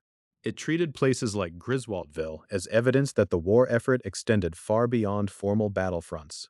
But the battlefield near Duncan's farm also warns against seeing the march only as a campaign against things. Buildings, railways, mills, cotton gins, livestock, wagons, food stores, and weapons all mattered. Sherman's army targeted capacity as much as territory. Yet the human cost appeared whenever local defense collided with Union force. The men of the Georgia militia were not abstract symbols of state resistance. They were the human form of that resistance, thrown into a campaign whose speed and scale worked against them. For the Union troops, Griswoldville also carried a different lesson. The march was not a parade through an undefended countryside. Sherman's men faced cavalry threats, uncertain roads, separated columns, and the possibility that Confederate forces might concentrate against some part of the army. The casualty disparity at Griswoldville should not erase that danger. But it does show the advantage held by disciplined infantry in the right position when attacked by a force unable to match the conditions of the fight. That is why Griswoldville sits beside Milledgeville in the story, even though the two episodes were so different. Milledgeville was a political symbol taken without major battle. Griswoldville was a battlefield where the attempt to resist became a demonstration of weakness rather than strength. Together, they show two sides of the same Confederate crisis. One was the inability to keep a capital beyond Union reach. The other was the inability to stop the march, even when men were committed to battle. In the wider campaign, Sherman did not need every encounter to be large. The march worked by accumulation. A railway threatened here, a storehouse emptied there, a state capital occupied, an industrial village exposed, a militia force shattered. Each incident told civilians and officials the same thing in a different language. The Confederate interior could be entered, used, and damaged by an army that had cut itself loose from the old assumptions of supply and protection. Griswoldville was one of the sharpest expressions of that message because it turned resistance into proof of the imbalance. The militia did not fail because Georgia lacked the will to resist. They failed because will was not enough. Against the organized movement of Sherman's army, local resolve could become local disaster. And still, the battle should not be treated as merely inevitable. It was a human event in a specific place on a specific day, November 22nd, 1864, near Duncan's Farm, east of Griswoldville, in Jones County. Its casualties were counted in bodies, not abstractions. About 650 Confederate killed or wounded. About 62 Union casualties. Behind those numbers was the cost of trying to turn a campaign of movement into a stand-up fight. The campaign rolled on. Milledgeville would surrender the next day. The columns would continue toward Savannah. But Griswoldville remained as a warning embedded in the march. When the Confederacy tried to meet Sherman's movement with improvised force, the result could be devastatingly uneven. That unevenness was not separate from the logic of the march. It was part of the same pressure. Sherman's army was not only passing through Georgia, it was forcing choices upon it. Resist and risk destruction. Yield and reveal helplessness. Watch property taken, railways threatened, and institutions entered. The military campaign and the psychological campaign fed each other. From here, the story widens again, from battlefield loss to the broader machinery of hard war. Griswoldville showed the cost of armed resistance. But across Georgia, another kind of pressure was being applied every day by organized foraging parties, by the seizure of supplies, and by the destruction of resources tied to Confederate capacity. The violence of battle was only one edge of the campaign. The other was written into the rules of the march itself, where discipline, necessity, and destruction existed side by side. From Griswoldville, the story widens again into the daily machinery of the march. The battle near Duncan's Farm was sharp, visible, and measurable in casualties. But most of the pressure Sherman's army placed on Georgia did not come in a single line of fire. It came in repeated acts along roads and farms, at mills and railways, in barns, smokehouses, fields, and yards. It came from the rules Sherman carried into the countryside, and from the way those rules turned the landscape itself into an instrument of war. The key document remained Special Field Orders Number 120, issued at Kingston, Georgia, on November 9, 1864. By the time the columns were moving east from Atlanta, the order had already defined the campaign's practical logic. Sherman was not simply telling his men to march. He was telling them how to live while marching, how to take from the countryside, and under what authority destruction was supposed to occur. That distinction mattered. The march has often been remembered as a wave of fire and ruin, and there was destruction enough to sustain that memory. But on paper, Sherman's system was not a command for every soldier to do whatever he wished. It divided permission, responsibility, and restraint. The army would forage. It would gather supplies needed by the command. But it would do so through organized parties, not through a complete abandonment of discipline. The order placed foraging under brigade commanders who were to organize parties for the purpose. These foragers were authorized to gather the things an army required to remain in motion: corn, forage, meat, vegetables, cornmeal, horses, mules, wagons, and other supplies. The list itself reveals the campaign's design.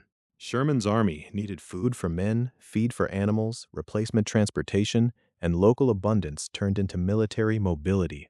A farm was not only a farm in this system. It was a potential ration depot, a stable, a wagon yard, and a source of movement. This was the meaning of cutting loose from the old supply line. Sherman had not abandoned logistics. He had moved logistics outward into the countryside. The approximately 60,000 to 62,500 men marching toward Savannah, accompanied by about 2,500 supply wagons and about 600 ambulances, still needed enormous support. The difference was that the support no longer depended primarily on a fragile railroad stretching back through hostile territory. It came from Georgia itself. The organized foraging parties were the mechanism that made that possible. They rode or moved out from the columns, found what could be used, and brought it back into the Army's system. Corn and forage kept animals alive. Horses and mules replaced those that failed on the roads. Wagons carried supplies. Meat, vegetables, and cornmeal supplemented what the Army had brought with it. Every successful foraging party extended the march another day. Every loaded wagon made the old supply line less necessary. Yet the order also drew a boundary. Soldiers were nominally barred from entering private dwellings. This rule mattered because it showed that the campaign was not presented, even by its commander, as simple license. Sherman understood that an army living from the countryside could dissolve into plunder if no structure existed. Special Field Orders No. 120 tried to preserve the distinction between controlled requisition and uncontrolled looting. But here was the contradiction at the heart of the campaign. The march was regulated on paper, and it was destructive by design. It claimed rules, yet its purpose was to break Confederate capacity and confidence. It limited individual behavior while authorizing organized seizure. It reserved certain powers to higher command while sending tens of thousands of soldiers through a landscape that was being treated as part of the enemy's war machine. The destruction of property was one of the clearest examples.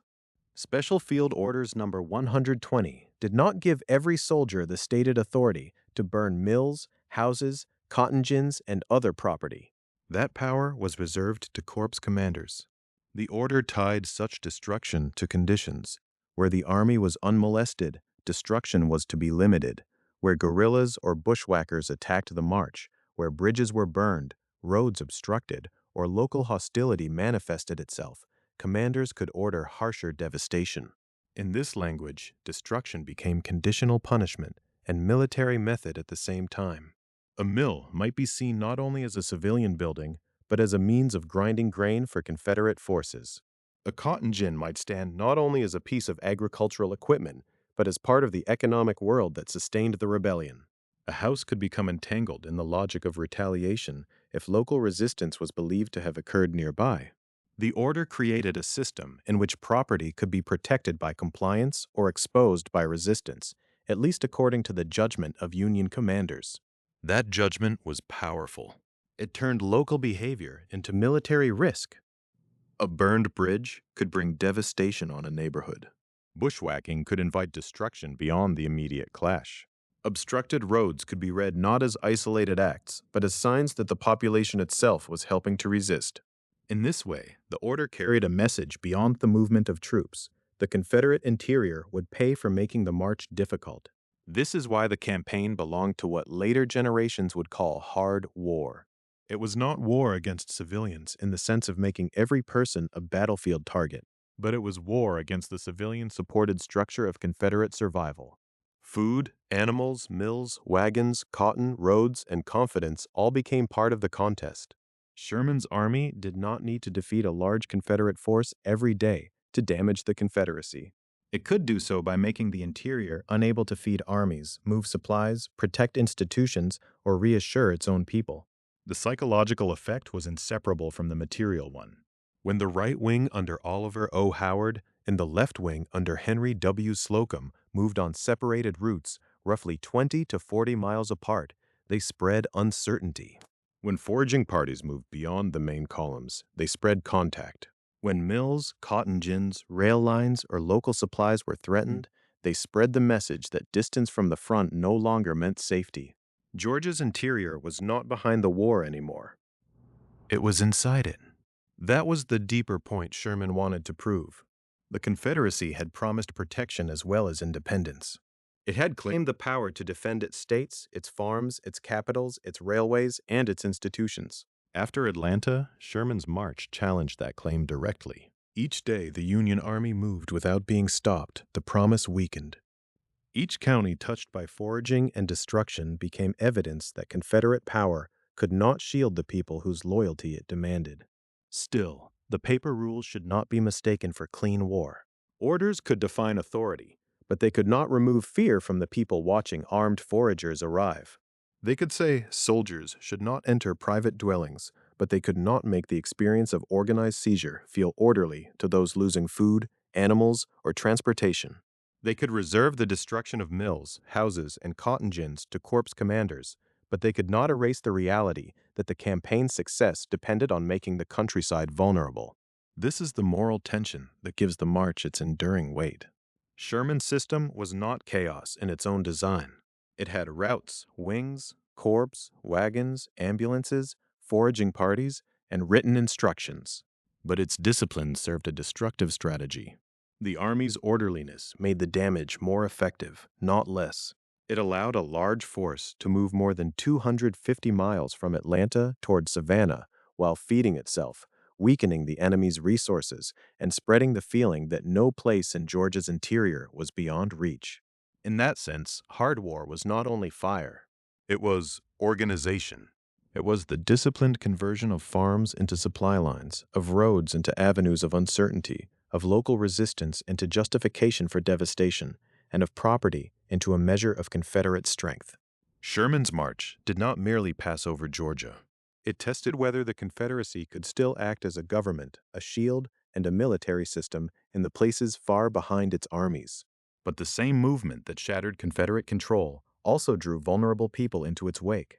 As Union columns crossed Georgia, self-emancipated men, women, and children followed, seeking protection and freedom beside the army that was breaking the world of slavery around them. For them, the march could look like deliverance. Yet the Army's first loyalty remained motion, not refuge. And on the road toward Savannah, that fact would become catastrophic at Ebenezer Creek. The march that broke Confederate control did not automatically create safety for everyone who moved in its shadow. That is the hard truth that waits at Ebenezer Creek. By early December, Sherman's columns were closing toward the coast. The vast machine that had left Atlanta in November had crossed farms, railroads, towns, and rivers. It had eaten from the countryside, torn up infrastructure, and forced Confederate commanders to react to movements they could not fully predict. The Army's speed was part of its power. Its ability to keep moving was not a detail of the campaign. It was the campaign. But behind the organized columns came another movement, less controlled and far more vulnerable. Self-emancipated men, women, and children followed the Union Army through Georgia. Some had left plantations as the columns approached. Some had understood, with perfect clarity, that the destruction of Confederate power might open a path out of slavery. They were not abstractions in the story of the march. They were people making desperate choices in real time, with families beside them, danger behind them, and an army in front of them that seemed to carry the promise of freedom. The presence of these refugees revealed a contradiction at the center of the campaign. Sherman's army was fighting a war that directly weakened slavery's world. It was destroying the property, transportation, and authority that sustained the Confederacy. Its movement across Georgia made enslavers less able to command, less able to punish, less able to keep people in place. Yet the army was not organized primarily as a rescue mission. Its orders, wagons, bridges, and marching schedules were built around military movement. For people fleeing slavery, that distinction could become a matter of life and death. On December 9, 1864, near Ebenezer Creek, that contradiction turned into disaster. The command involved belonged to Jefferson C. Davis, the officer leading the 14th Corps and the left wing of Sherman's army. Davis's troops reached Ebenezer Creek as part of the continuing movement toward Savannah. A pontoon bridge was used to get soldiers across the water. For an army on campaign, Such a bridge was a temporary solution to a familiar problem. Rivers and creeks could slow a column, expose it, separate it from its supply wagons, and create openings for enemy cavalry or militia. A pontoon bridge was not a symbol. It was equipment. It existed to keep the army moving. But at Ebenezer Creek, after much of Davis's command crossed, the bridge was removed before many of the self-emancipated people following the army could get across. They were left on the wrong side of the water. The result was panic and death. Many tried to cross anyway. Many drowned. There is no way to make this event fit comfortably inside a triumphant story of liberation. It cannot be softened into an accident of terrain or reduced to the impersonal friction of war. The army that had become a moving sign of Confederate collapse also became, at that moment, an instrument of abandonment. The people who had followed it, believing that proximity to Union blue might protect them from slavery's return, found themselves cut off by the very machinery of the march. Ebenezer Creek forces us to hold two truths together. The first is that Sherman's march to the sea struck a devastating blow against the Confederacy. It demonstrated that the state interior could be penetrated, that railroads and resources could be destroyed, that Confederate authority could fail far from the main battlefronts. It told civilians in Georgia that the government claiming to defend them could not reliably shield them. It told Confederate leaders that their military geography had changed. Atlanta had fallen. Now the road to Savannah was being opened by an army moving with speed, breadth, and purpose. The second truth is that the collapse of Confederate control did not guarantee humane treatment by Union forces. For those fleeing slavery, the Union Army could represent hope without being a dependable guardian. It could open a door and then move through it too quickly for the vulnerable to follow. It could destroy the system that enslaved them, while still treating their presence as a burden, a logistical problem, or an obstruction to military priorities. At Ebenezer Creek, freedom and military necessity collided, and the people with the least power paid the price. This matters because the march is often remembered through its grand operational features: the divided wings, the wide routes, the foraging parties, the burning of military and economic resources, the psychological blow to the Confederacy. Those features are real. They explain why the campaign mattered. But they do not tell the whole human story of what it meant to move across Georgia in the winter of 1864. For Sherman's soldiers, each creek crossing was part of a timetable. For officers, a bridge was a resource to be placed, used, lifted, and moved again. For corps commanders, delay could threaten the rhythm of the advance. The army's survival depended on its momentum. For the self-emancipated people following behind, the same crossing could be the boundary between escape and recapture, between family survival and chaos, between the possibility of freedom and the terror of being left exposed. The water at Ebenezer Creek therefore belongs inside the larger geography of the march. It stands alongside the roads, railways, mills, fields, and rivers that shaped the campaign. But unlike a torn-up track or a burned cotton gin, it marks not the destruction of Confederate capacity, but the failure of Union responsibility. The self-emancipated people who followed Sherman's columns were not simply contraband, not simply camp followers, not simply a complication at the rear of the army. They were actors in their own liberation. They recognized opportunity in the Union advance and moved toward it. That movement required courage. It meant leaving known places under conditions of violence and uncertainty. It meant trusting that the army breaking slavery's infrastructure might also protect slavery's victims. At Ebenezer Creek, that trust was betrayed. The disaster also reveals how emancipation unfolded on the ground, away from proclamations and public language. Freedom did not arrive as a single clean event. It came through marches, rumors, army orders, plantation departures, crowded roads, and dangerous crossings. It came unevenly. It could be proclaimed by national policy and still depend, in a given hour, on whether a bridge remained in place. This is why Ebenezer Creek cannot be treated as a side note. It sits at the moral center of the campaign's complexity. The march to the sea helped break the Confederacy's back. It also exposed the limits of a military movement that was willing to use the collapse of slavery as part of its strategic environment without always accepting the human obligations that followed. By December 9th, Savannah was close, but not yet taken. The army still had rivers to cross, defenses to confront, and contact with Union naval power to restore. Its commanders remained focused on the coast, The city was the objective. The Ogeechee River would soon become crucial. Fort McAllister, the Confederate earthwork guarding that approach, stood between Sherman's army and the seaborne support it needed. So the columns pressed onward. Behind them, at Ebenezer Creek, the water held a different record of the march, not of Confederate rails broken or state authority humiliated, but of people who had run toward freedom and were left behind in its current. From Ebenezer Creek, the march moved toward the coast with its moral shadow still behind it and its military problem still in front of it. Savannah was near, but nearness was not the same as possession. Sherman's army had crossed more than roads and plantations. It had crossed into the zone where inland movement had to meet seaborne power. The campaign that had deliberately cut itself loose from the old supply line now needed contact again. That contact depended on the Ogeechee River. South of Savannah, near Genesis Point, Fort McAllister stood as the gate on that waterway. It was not a grand stone fortress in the older style. Its strength came from something less theatrical and more practical: earth, marsh mud, and the low, stubborn geometry of a fort built to absorb punishment. It was a Confederate earthwork fortification placed to defend the river approach near Savannah, and by December 13, 1864, it had become one of the last barriers between Sherman and the Union naval forces waiting on the coast. For Sherman, the issue was no longer simply movement across Georgia. His army had proven that it could march from Atlanta toward Savannah without the conventional railroad lifeline behind it. It had lived off the countryside, widened the field of war, and made Confederate Georgia feel exposed. But armies do not remain abstractions. Men needed food. Animals needed forage.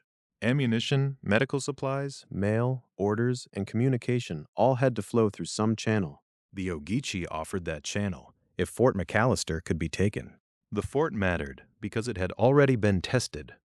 In 1862 and 1863, Fort McAllister had repelled 7 Union naval attacks.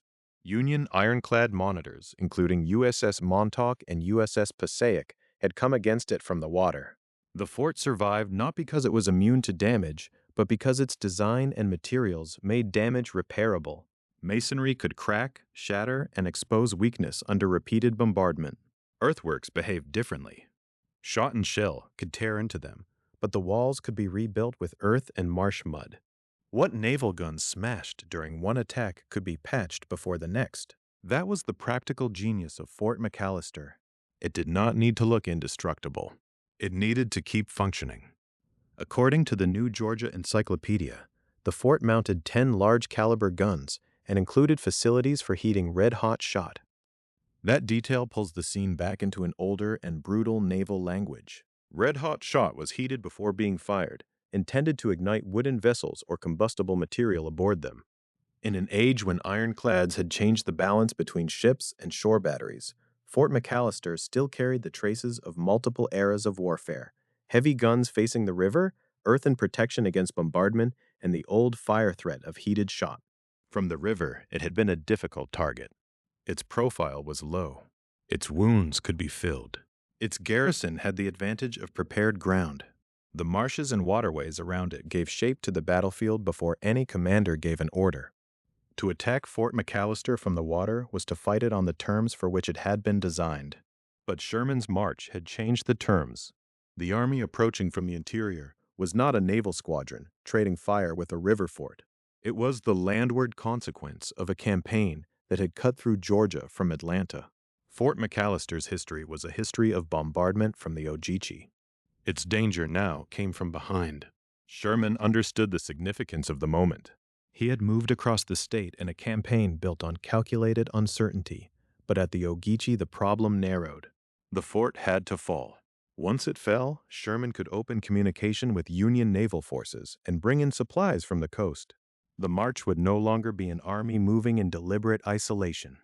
It would become an army reconnected to national power, with Savannah caught between inland pressure and the sea. The task of taking the fort fell to William B. Hazen's Union infantry. On December 13, 1864, Hazen's men moved against Fort McAllister from the landward side. Their approach forced a different kind of test than the fort had faced in its earlier naval attacks. The same earthworks that had absorbed shells from ironclads now had to resist infantry moving across the ground. The same fort that had looked toward the Ogeechee had to answer men closing from the interior of Georgia, from the direction Sherman's army had made impossible to ignore. The terrain itself concentrated the drama. Federal infantry crossed the narrow causeway linking Genesis Point with the mainland. A causeway is not a broad field. It limits movement, compresses men, and makes exposure feel personal.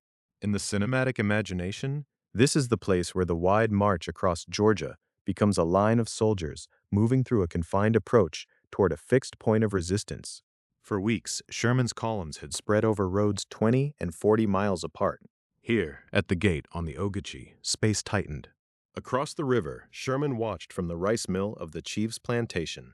That vantage point matters because it places the campaign's commander at a distance from the assault, seeing the outcome of a march that had begun with uncertainty in Atlanta and now hinged on a fort by the river. He had asked his army to move without the safety of familiar supply lines. He had gambled that Georgia itself could sustain the march long enough to reach the sea. Now he watched to see whether the final connection could be forced open. Fort McAllister's earlier record made the moment sharper. 7 naval attacks had failed to reduce it. Its earth and marsh mud had resisted the power of ironclads. Its 10 large-caliber guns had helped guard the Ogeechee approach. Its red-hot shot facilities spoke to its purpose as a river defense meant to threaten ships. But against Hazen's infantry, the question was no longer whether the fort could survive another bombardment. The question was whether it could survive being stormed. The answer came quickly. Hazen's troops captured Fort McAllister from the landward side on December 13th. With that assault, the barrier on the Ogeechee was removed. The fort that had frustrated Union naval power in earlier years fell when Sherman's inland campaign reached its rear. The capture opened a route for resupply and restored contact with Union naval forces. That made Fort McAllister more than a local victory. It was the hinge between the march and the siege that might have followed. Until the fort fell, Sherman's army stood near Savannah, but not fully connected. After it fell, the army could communicate and be supplied from the coast. The campaign had reached the sea not merely as a line on a map, but as an operational fact. For the Confederates in Savannah, this changed the calculation. William J. Hardee still commanded there, and the city's defensive trenches still existed. But the fall of Fort McAllister meant Sherman was no longer an isolated invader at the end of a long gamble. He was a commander with the coast opening behind him and a large army in front of Savannah. The pressure that had crossed Georgia now settled around the city. There is a quiet irony in the fort's fall. Fort McAllister had been built to withstand the River War. It had done that with remarkable persistence. Earthworks and marsh mud had outlasted shells. Repairs had defeated the logic of bombardment. But Sherman's campaign was not only about striking strong points. It was about making fixed defenses answer threats from directions they were not built to master. Georgia's railroads, farms, mills, towns, and finally its coastal defenses were all caught in that same logic. The gate on the Ogeechee opened because the war had come around behind it. After December 13th, Savannah's fate moved into a new phase. Sherman could reach the Navy. Supplies could come in. The city could be pressured without the same urgency that had driven the inland march. Hardee had to decide whether to hold the trenches and risk a siege that might destroy Savannah or abandon the city and preserve what forces he could. Fort McAllister did not end the campaign by itself, but it transformed the final days. The march from Atlanta had broken through to the coast, and the coast had answered. What remained was the city, its defenses, its commander, its civilians, and the final decision to stay or withdraw. After Fort McAllister fell, the campaign no longer faced the same kind of silence. For weeks, Sherman's army had moved across Georgia, cut off from the familiar world of rail depots, telegraph lines, and steady supply. That had been the wager. The march had been designed to prove that the army could live in motion, that it could cross the Confederate interior by drawing from the countryside and breaking the systems that sustained resistance. But even Sherman's gamble had an endpoint. An army could cut loose for a time. It could not remain cut loose forever. On December 13th, 1864, William B. Hazen's infantry solved that problem at Fort McAllister. The fort had guarded the Ogeechee River near Savannah. Its earthworks and marsh mud repairs had made it stubborn against naval attack, and in earlier years it had survived repeated blows from Union warships. But from the landward side, the old defensive logic failed. Hazen's men crossed the narrow causeway linking Genesis Point with the mainland, attacked from the direction the fort was least able to resist, and captured it. The meaning of that capture reached far beyond the guns inside the works. It opened the Ogeechee. It allowed Sherman to make contact with Union naval forces. It created a route by which supplies could come in from the coast. The campaign that had begun as a movement away from its base now became what Sherman had intended all along, a change of base. Atlanta had been left behind. The Georgia interior had been crossed. The new point of contact was the Atlantic side of the war. That change mattered immediately at Savannah. Until Fort McAllister fell, Savannah was the prize at the end of a dangerous march. After Fort McAllister fell, Savannah became a city under a new kind of pressure. Sherman no longer had to rely only on speed, foraging, and the momentum of his columns. He could connect with the sea. He could receive support. He could threaten a siege. For William J. Hardee, commanding at Savannah, this altered the calculation. The city's defenses were real. Confederate trenches surrounded it. The marshes, rivers, and approaches around Savannah complicated movement, but defensive works were only as valuable as the situation around them allowed. A commander could hold trenches if holding them promised advantage. He could not ignore what a siege might do to the city behind those lines. Hardee faced a choice that was military and civic at the same time. He could remain in Savannah and force Sherman to take the city by siege, risking destruction in the process. Or he could abandon the defensive line, preserve what forces he could, and retreat towards South Carolina. The decision revealed the final operational turn of the campaign. Sherman had not needed to batter his way through Georgia in a chain of major battles. He had moved wide, struck infrastructure, spread uncertainty, lived off the land, and reached the coast. Now, before Savannah, the pressure he created was not only physical. It was strategic. Hardee had to ask whether the city was worth the possible cost of defending it to the end. He chose to withdraw. After Fort McAllister opened the route to the coast, Hardee abandoned Savannah's defensive trenches and retreated toward South Carolina. In doing so, he avoided the kind of siege that might have devastated the city. For the Confederate Army, it was an act of preservation. For Savannah, it was the difference between becoming a battlefield and becoming an occupied city. That distinction mattered to the people inside it. Savannah was not an abstraction on a campaign map. It was a city of streets, houses, warehouses, public offices, riverfront property, stores, churches, and civilians who had lived for weeks with the knowledge that Sherman's columns were coming closer. The march had already shown what happened to railroads, mills, cotton gins, livestock, barns, and supplies when they fell within the path of the Union Army. It had already shown that Confederate state authority could be entered at Milledgeville and that opposition could collapse into bloodshed at Griswoldville. By the time Sherman reached Savannah, the meaning of his approach was understood. The question was, what form the ending would take. Hardee's retreat spared the city from immediate siege, but it also left Savannah to be surrendered. That task fell not to Sherman personally at first, but to Mayor Richard Arnold. The timing is important. Sherman had gone to Hilton Head, South Carolina, seeking direct contact and coordination now that Fort McAllister had opened the way. While he was returning from Hilton Head, Savannah's civil authorities acted. Mayor Richard Arnold surrendered the city in Sherman's absence. It was a quiet but revealing moment. The campaign had been driven by armies, corps, wings, cavalry, wagons, foraging parties, and command decisions made across a moving front. Yet the city's formal surrender came through its mayor. That did not make it a civic negotiation detached from war. It showed that war had reached the point where the military decision had already been made. Hardee's troops were leaving. Sherman's army was arriving. The mayor's role was to acknowledge the fact and protect what could still be protected. Savannah opened not with one climactic street battle, but through a sequence of decisions. First, Hazen's infantry took Fort McAllister from the landward side on December 13th. Then Sherman gained the coast and contact with naval support. Then Hardee judged that holding the trenches could bring destruction without saving the city. Then Confederate forces withdrew toward South Carolina. Then Mayor Richard Arnold surrendered Savannah while Sherman was returning from Hilton Head. Each step followed from the one before it. This was the campaign's final logic made visible. The march had not simply moved men from Atlanta to Savannah. It had changed the circumstances in which Confederate commanders had to make choices. Hardee did not abandon Savannah because the city had no defenses.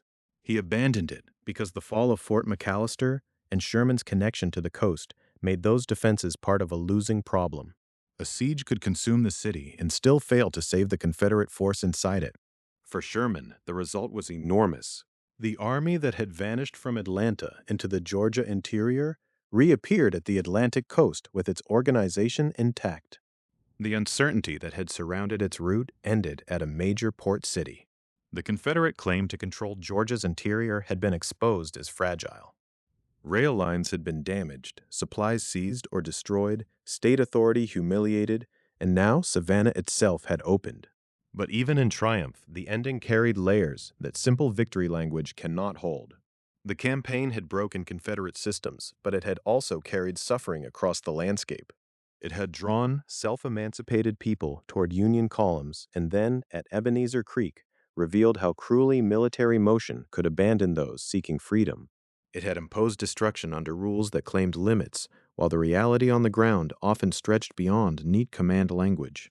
It had avoided a bloody siege at Savannah, but only after weeks of hard war made the decision to withdraw seem preferable to resistance. Savannah's surrender therefore closed the march without closing its meaning. The city stood as proof that Sherman's operational gamble had worked. He had left Atlanta, moved more than 250 miles across Georgia, connected with the coast, and forced the evacuation of one of the Confederacy's important cities. The campaign had become a message not only to Confederate commanders, but to civilians, politicians, and soldiers across the war. The interior could be penetrated, its resources could be turned against it, and its defenders could be made to retreat from places they had once expected to hold. On December 21, 1864, Union forces entered Savannah. The long movement from Atlanta had reached its military conclusion. The next day, Sherman would turn that conclusion into one of the most famous messages of the war. Savannah would be presented to President Abraham Lincoln not merely as a captured city, but as a Christmas gift, with heavy guns, ammunition, and about 25,000 bales of cotton. Behind that phrase lay the whole road from Atlanta. The gamble, the foragers, the broken railroads, the abandoned trenches, and the city that opened when the coast finally answered.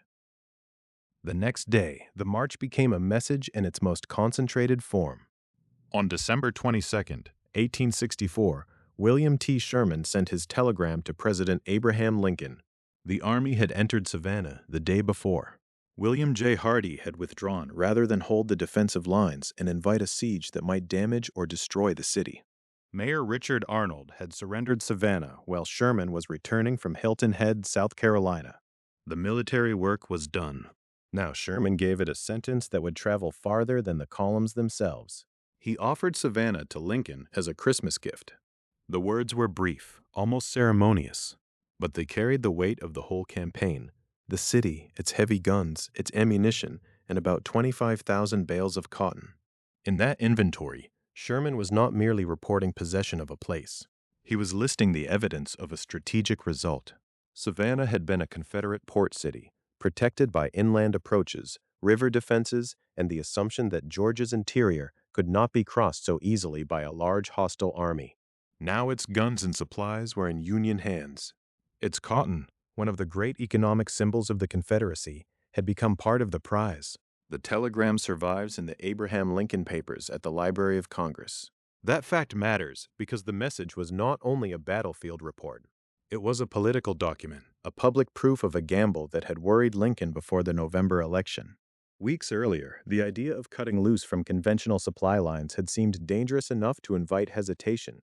Sherman had persuaded Ulysses S. Grant that the movement was possible, but the risk was real. An army moving from Atlanta to the coast without the usual railroad lifeline could be slowed, isolated, or forced into shortage. If Confederate forces had managed to concentrate effectively against one of the wings, the march might have become a disaster in the very interior it meant to expose. Instead, the message from Savannah gave Lincoln something clear and timely: a conquered city at Christmas, delivered after a campaign that had crossed more than 250 miles of Georgia. Yet the telegram's elegance should not make the march seem clean. The road to Savannah had been deliberate, organized, and destructive. Sherman had not abandoned logistics. He had remade them. His army had moved with wagons, ambulances, marching orders, corps structures, foraging details, and a plan built from the agricultural capacity of the countryside. It had moved in separate wings under Oliver O. Howard and Henry W. Slocum, with Judson Kilpatrick's cavalry ranging ahead and around them.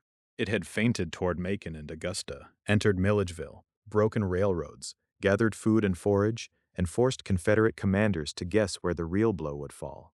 That was the deeper meaning of the Christmas gift. Savannah was not isolated from the route that produced it.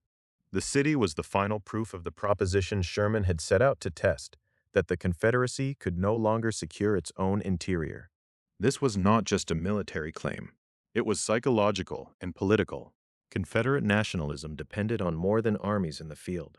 It depended on the promise that state governments, farms, railways, factories, homes, and ports were protected by the Confederate war effort. Sherman's march told Georgia something different. It showed that a Union army could leave Atlanta, disappear from ordinary supply lines, divide into broad columns, live off the countryside, and arrive at the sea. It showed that Confederate cavalry, militia, and scattered commands could harass and resist, but could not stop the movement. It showed that a state capital could be occupied, and that a major coastal city could be compelled to open. For those watching from Washington, Savannah confirmed that the war was moving toward an end, not only through battlefield victory, but through the collapse of Confederate capacity. Railroads, depots, animals, crops, mills, cotton gins, bridges, and communications all belonged to that capacity. The march struck at the web that allowed armies to remain armies. Its destruction was not incidental to the campaign. It was part of the method. And still, the aftermath was unfinished. The word gift makes the ending sound complete, even graceful. But behind it were civilians who had watched the columns pass, enslaved people who had understood the Union Army as a possible road to freedom, self-emancipated families who had followed the march, and soldiers who had carried out a hard war whose limits were often less clear on the ground than they appeared in orders. Ebenezer Creek had already shown that liberation and military necessity could collide with devastating consequences. Savannah's fall did not resolve that contradiction. It simply moved the war into its next moral and political phase. That phase appeared almost immediately in the coastal region Sherman now occupied. On January 16, 1865, less than a month after the telegram to Lincoln, Sherman issued Special Field Order No. 15. It belonged to the period just beyond the Savannah campaign, but it cannot be separated from the world the campaign had opened. The order set aside a coastal strip from Charleston to the St. Johns River, including Georgia's Sea Islands, for newly freed black families. The land was to be divided in 40-acre segments. The geography of that order was important. It was not an abstract promise. It pointed to the coast itself: Charleston, the St. Johns River, the Sea Islands of Georgia. These were places where slavery had shaped land, labor, wealth, and power. Now, in the wake of military occupation, the same landscape became the subject of a new question. What would freedom mean in material terms? Would it mean only the absence of legal slavery, or would it include land on which families could build independent lives? Special Field Order No. 15 did not answer all of that. It did not settle the future of Reconstruction. It did not erase the violence of slavery or the uncertainties that newly freed people faced. But it showed how quickly the military campaign turned into a social and political problem. Once Sherman reached the coast, the war was no longer only about where armies could move. It was about who would control the land after they passed. That is why the Savannah campaign cannot be understood only as a march from one city to another. Atlanta was the starting line, but Savannah was not a simple finish line. Between them lay an experiment in mobility, foraging, destruction, deception, and pressure. At the end stood a telegram that compressed the result into a holiday offering. But just beyond that telegram stood the unfinished aftermath: freedom, land, displacement, command authority, and the uncertain future of the people who had lived inside the Confederacy's war. Sherman had proved that Georgia could be crossed. He had proved that Confederate defenses could be bypassed, confused, and overwhelmed by movement. He had proved that an army could make the countryside itself part of its operating system. By the time Union forces entered Savannah on December 21st, 1864, the campaign had done what it set out to do. It had broken the illusion of security in the Confederate interior. But history rarely ends at the moment a commander sends a triumphant message. The guns, ammunition, and cotton could be counted. The city could be named. The date could be preserved. The larger consequences would take longer to unfold. So the Christmas gift remains both famous and incomplete. It marks the success of Sherman's march to the sea, and it points beyond it. It carries the sound of victory from Savannah to Washington, while the coast itself begins to ask harder questions about freedom, property, punishment, and repair.